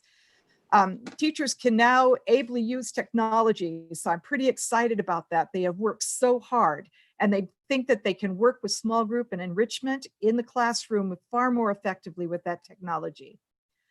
Concern about kindergarten. It's the building block of social skills, which can only be done in small groups. Kind of hard to do when you're in isolation in multiple classrooms throughout the community. Curriculum needs to be consistent throughout the district. K2 strongly feel like they need to see their students daily for a few hours at least every day. And 3 to 5, they need to be seen in person to teach specific guidelines and materials, and even if it's an every other day type of thing. We'll continue to use technology in classes to work with small group instruction and enrichment. We'll consider recording core classes teaching for students who are out of school ill and posting it on Google Classroom. That works that is a real positive that's come out of that ability to teach kids who now are out of school. Posting weekly work on Google Classroom, as talked about earlier, to help the parents out and being able to turn in work on that platform. And as far as out of school building days, write, revise, read, work on math skills. It could be electronically or not, but there could be specific things that are built into those days. And then continue with what worked. What worked for us were home visits, meeting families, making phone calls, providing strong video learning for science and virtual field trips, team time, social emotional skills, and teaching. So those are the things that have worked really, really well, and lessons we've learned for next year. And I'm going to go ahead and pass this on to Jody Ketchum. Thank you, Carol. I'm going to go ahead and share my screen as well. Please, nobody tell my, let's see when Carol gets, oh, hold on, sorry. So what I have, here we go, maybe. There we go. All right. Please nobody tell my kid's pediatrician that I am breaking isolation and I am in town. I'll explain a little bit more here as I go through. So I do kind of have a bit of a unique situation. I am attempting to be a second grade teacher online. I am a Dalles High graduate, and I've been working for North Wasco since 1999. But I believe that my family's experience is a bit more unique in a few ways than others. Again, like I said, I'm trying to teach second grade online, but it is difficult. I do teach in a tiny cabin with a son in 6th grade, a son in 10th grade, and a daughter in her freshman year with OSU. I have 3 things for all of you to know about me as we go through these 8 slides, and I'll go as quickly as I can. I'm typically a very private person, so this is huge for me to branch out and do this.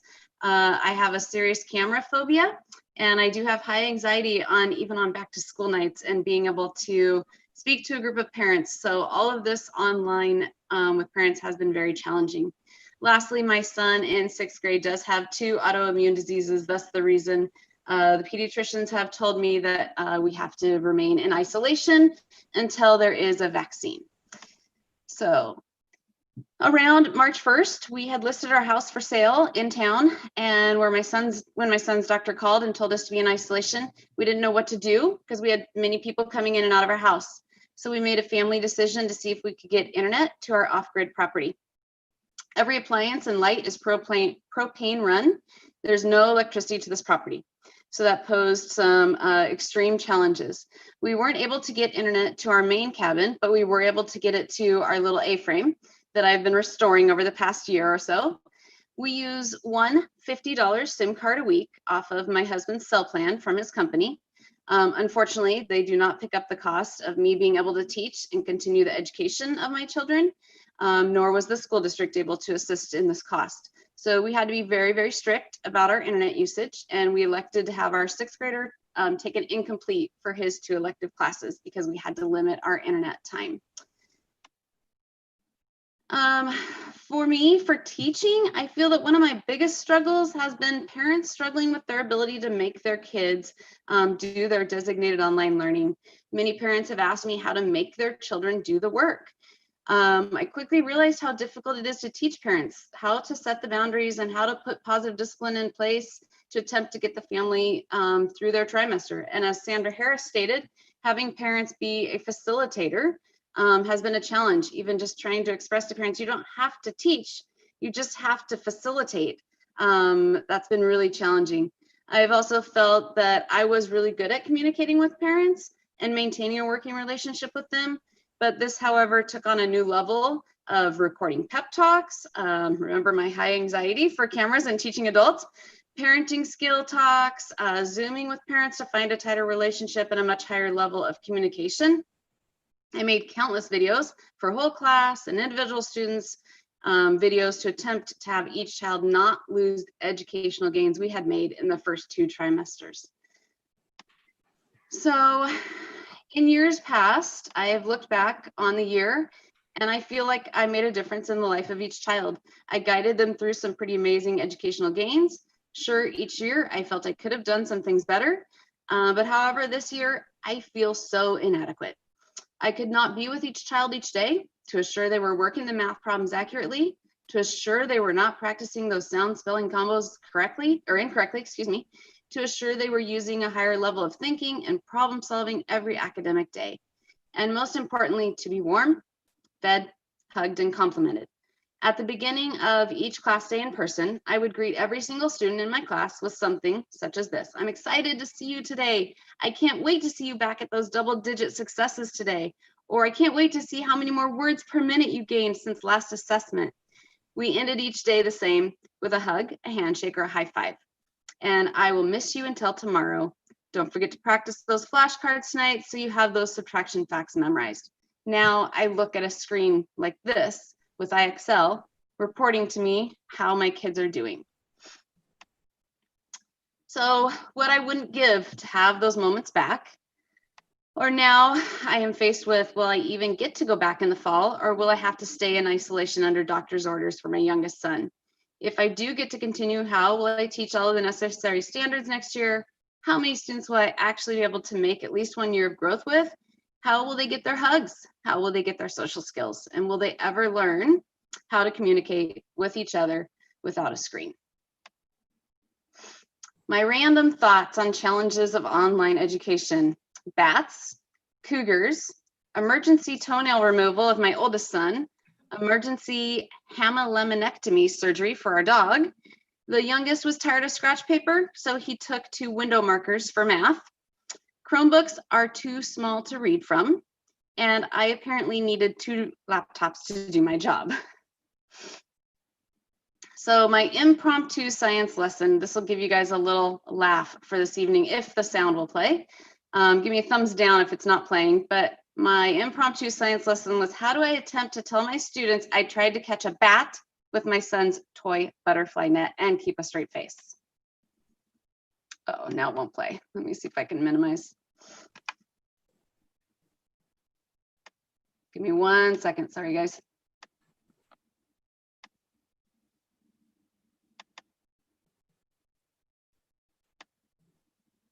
I was trying to record last night.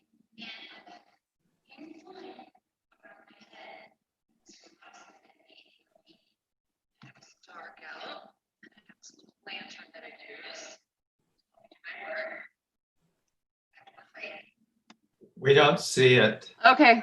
We can hear something, but we don't see it. All right. So it won't share. So it was a pretty fun video that I made for my kids because I was literally trying to put their book orders together. And that's when a bat flew into my cabin. So my kiddos got to kind of experience what that is. And I put that as their science lesson, that they needed to find out why I wanted bats, but just not in my cabin. So that was their family science lesson to do. So in closing, our district is tasked, as every district is, to find ways to get technology to not only our students, but to our teachers as well. I shudder at the thought of continuing online, but as it's looking like we may have to, many teachers will need a way to work from home because of being in the high risk category or needing to be a homeschool parent as well. So thank you for listening. If you have any questions, let me know. And I wish that were not the case, because she is an amazing teacher in the classroom and out. Okay, Sandra.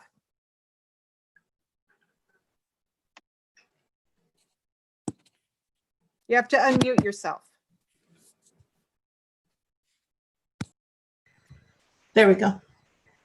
I teach 3rd grade at Colonel Wright, and I found that the first month and a half or so of this was IT support for parents. And lots of people have already said that we really need to spend the first month and a half training not only our students how to use this technology, but also our parents how to do it. Because I found that the more my students, the 12 to 17 kids that I saw on a regular basis every day, every week, it really depended on who was at home with them, who was there, what they could do, and how they were doing it. And I had several parents talk to me about, I can't, even some of my top highest level students, they couldn't motivate their kids. They didn't know how to get them to do that and how to work. And I responded with, I understand that. My youngest daughter took her second semester of her freshman year in high school online, and she learned that her learning style is listen to the teacher and follow the class. And I think we have a lot of our students that's their learning style. And if we do a split and we can spend some time with them in the classroom and then send them home, that might help some of our kids. But the piece that I'm the most worried about in the fall is building those relationships, not just with the parents. This has been a wonderful time building relationships with parents, but how are we going to build those relationships with our students if we only see them once or twice a week? And that's my biggest concern about how to do that. Some of the fun things we did is Zoom classrooms. And we did virtual field trips. We did the one to Amy Dar's ranch farm, but we also, I found, and we did a Zoom field trip to the International Space Station just before the rocket went off. And so then after the rocket went, it was a really fun conversation to be able to talk about that. And we went to the Great Wall of China, and we went to the Grand Canyon, and a lot of it where we went and what we did based on our Mystery Doug science. I love our science program, and that always gave us a segue to go into some of those extensions that we hadn't done before.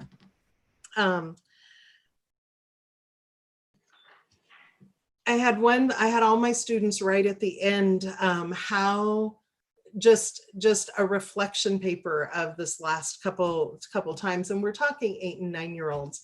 And one of my students said, now I understand why teachers want the classroom quiet, because it is so hard to work at home with so much going on at home. And now I know why they make us keep the classroom quiet to work.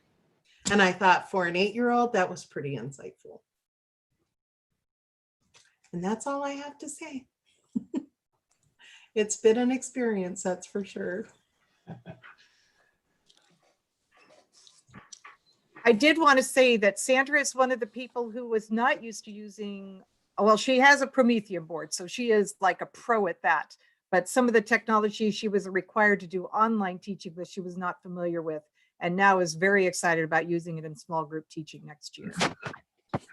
I also am looking forward to, if we do a split section, that I would like to be able to do a Zoom meeting with the kids at home and the kids that are in the classroom, so that they have a community feel between the two groups of people, instead of just two completely separate groups.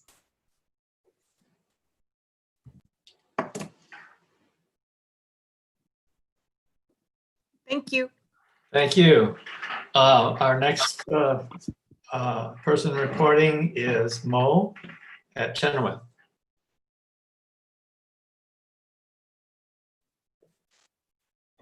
Oh, I hate going last because everybody says everything I'm thinking. I was just thinking that very thought that you. Yes, with the attempt to not be redundant. Cindy, I've got a little, let's see. Do you have it, Cindy?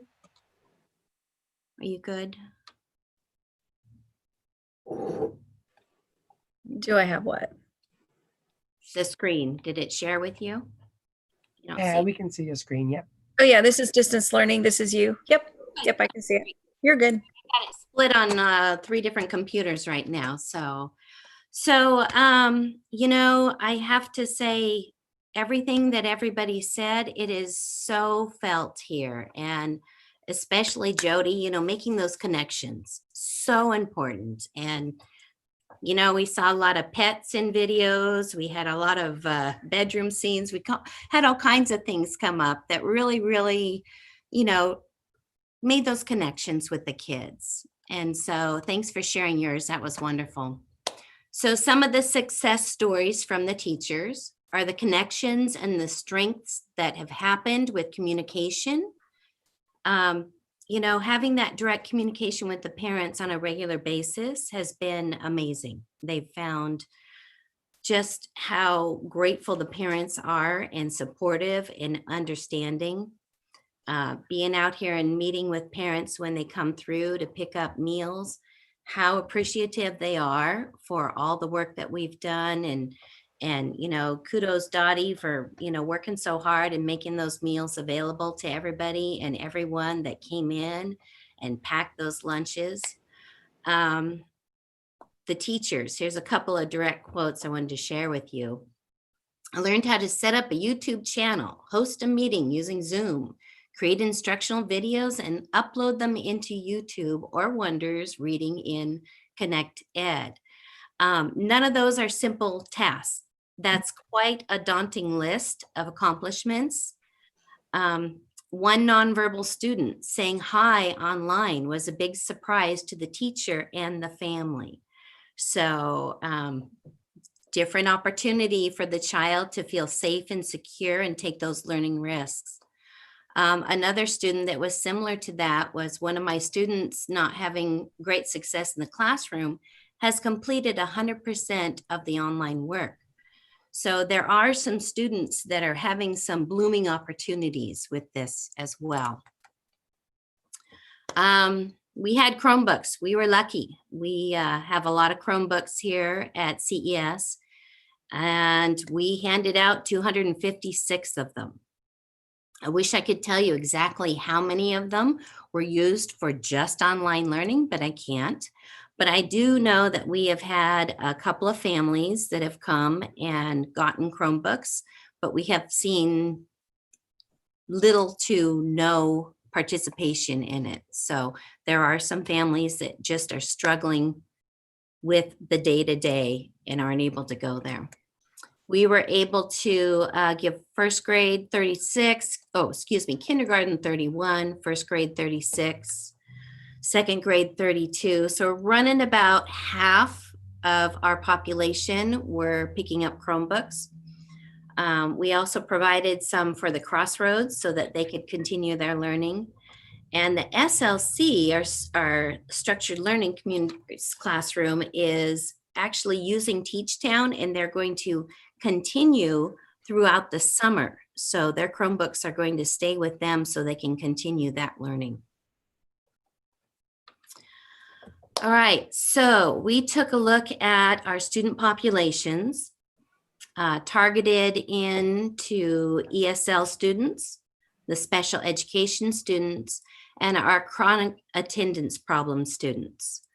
In our kindergarten classroom, we had 80% participation, with our ESL at 80%, special ed at 79%, and then the attendance students logging in at 80%. So I have to tell you, the kindergarten teachers were so fantastic on that class dojo. I wanted to watch them every day instead of doing my work, as they read books and had wonderful lessons. So I can see why that number is like that.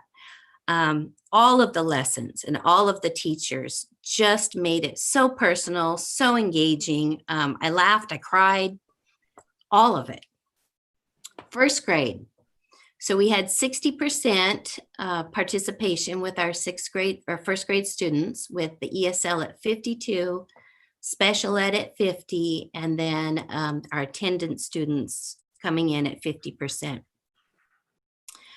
Second grade, we had 70%. Student populations were ESL 53, special ed students 100%, and our attendance problem students having 11% participation. We had fantastic support. Our special ed department and all of our special ed ESPs worked really hard to connect with the kids, make sure they were differentiating the learning. Packets were used, phone calls, connections, just tremendous support for those students. And I think that shows right there. We also have the social learning classroom, which is a mixed variety of students here at Chenoweth, and they participated at 58%, which will continue throughout the summer as they keep their Chromebooks home. When we look at our third grade, we had 69% participation with our ESL students at 68. Special ed, we don't have a lot of special ed students in that grade, but that was the few was a 0%. Our attendance students were at 71% participation. Fourth grade, we came in at 83%. Our student population of the ESLs were 89%. And there again, special education, 100%. So a lot of extra support and work from our special ed department to support these kids. Also, the ESL department has been tremendous with them. Attendance 54. Fifth grade, we were at 73%. The student populations were ESL at 67%, special education at 56%, and our attendance, chronic attendance students at 64%. So we also had, we took our data from a huge, we tracked engagement, we had communication lines there where our Spanish speakers could go in, teachers could leave notes, they could make phone calls and have continuous communication there. That was very strong. We also had our great Corinne Parker went ahead and she tracked the kiddos and to see how many of them were engaging through Class Dojo and responding so that she could have some idea. And she was seeing 62% in the primary level and then 65 at the upper grades.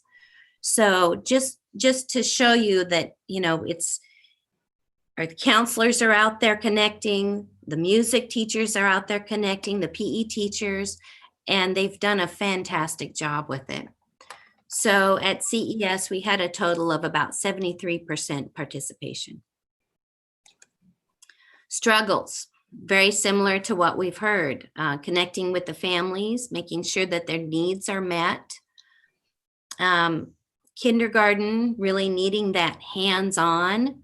So being able to provide packets for them so they could work with their fine motor skills, learning the best technology and not having that guidance, supporting each other was tremendous. Everybody, you know, once they found something, it was shared out. But learning those new platforms was difficult for parents, difficult for students, and difficult for teachers. We had some families that weren't able to connect and concerned about our achievement gap and that continuing on. We did have language barriers, and we felt that we saw equity problems throughout the learning process, and Wi-Fi was one of them. So suggestions that we have, there's a lot of great ideas, but when you get down to it, we need the technology support. We need our teachers to have a strong training. Carol mentioned in having, you know, district-wide good, strong training for them and the parents, and having Chromebooks for all of our students. That's a big challenge, to be sure that the ones that need them for them to go home. Student lessons on technology so that they're not struggling if we are in a flipped plan, that they know what they're going to do when they go home. So starting the class lessons with understanding that, that really took the first 2 weeks of setup for teachers to really be able to get everybody up and going. Younger students in the classroom, We really believe that if there's any way that we could have those K through second grade in the classroom every single day, it would make a huge difference. We also realize that we need to look at, there are some students that have priorities based on life circumstance that just absolutely need to be here for many reasons, and trying to provide for them and really recognize those families that struggled and making them a priority so that we can catch them up and continue their growth. And then purchasing programs. We have had a lot of programs available to teachers that are free, that isn't going to continue on. And, you know, our budgets, we have some programs in there, but we've also really learned that there's some other programs that are strong, but we did not budget. So really looking at the programs that give us our most bang for our buck as far as that goes, and trying to, you know, I don't know if, you know, district-wide licenses are less expensive, but really looking in that with a keen eye so that we can figure out what's going to be best and support the teachers and the learning. So most of all, you know, it's the teachers. Thank you, teachers, everything that you've done. It's been building the airplane as we fly. But I tell you, we're collecting Chromebooks and handing out students desk materials and popsicles and time capsules for them to complete at home. And the parents are very, very appreciative and really eager for the kids to continue their learning. Any questions? Mo, I think at the last meeting that we had all together, you'd mentioned about doing potentially kind of at the start of the year where the kiddos go back to their classroom from this year before moving forward. Have you put any more thought to that? I thought it was kind of a neat idea. I was just wondering if you are going to do it in the fall, or if you've had any more thought around that. We really want to. Our teachers have had the opportunity to meet with the students as they're driving through to turn in their Chromebooks, but it's not that same closure that everybody needs. And so we're hoping that within our guidelines, we can do something like that to have them reconnect, have that relationship rekindled, and encourage them on to the next year. So we're going to have to be very creative, but yes, we definitely want to do that.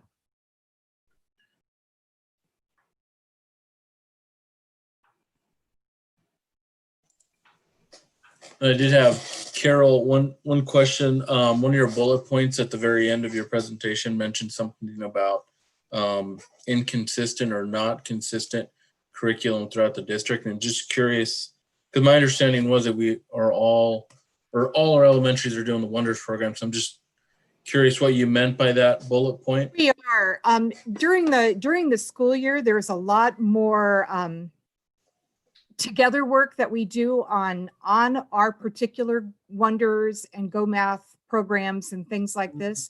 And though we were all reaching for power standards and trying to get our kids to those standards, we still explored outside of those areas to reinforce things with kids. So the hope is that if we have to go this route, hope it never happens, but you know, it's a new world, that we'll be able to have that meeting time together, that the teachers can work together, and they can, we can end up having a second grade curriculum again, that the online curriculum that matches across the district, that's more consistent in that way. Mm-hmm. Good question. So similar to the programs that, you know, we have explored because they've been free, really looking at that across the district to support the students as well. Carol, is that what you're? Yes. Yes. And we've talked about the things that have really, really worked for us as a staff. And sometimes different staff have from other schools have explored completely different things that do the same job. But if we had a platform that could work across the district, it'd be pretty amazing. You know, like we used a lot of IXL to reinforce reading and math concepts. Will that be across the board? You know, we have to delve into those things and do some discussion and those kinds of things.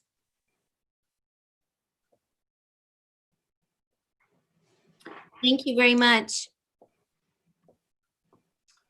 Yeah, I'd just like to say to everybody, the tremendous effort, especially the teachers and principals, all staff members really put into this, challenged, meeting those challenges.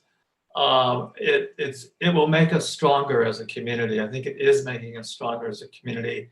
And we're certainly, we're getting some unexpected results that we're learning from. Things like with SPED students, where they, because of the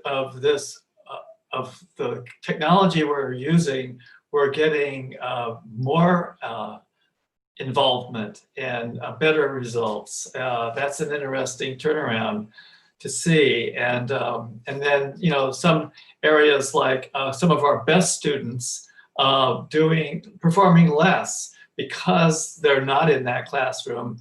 And I think they need visibility and interaction.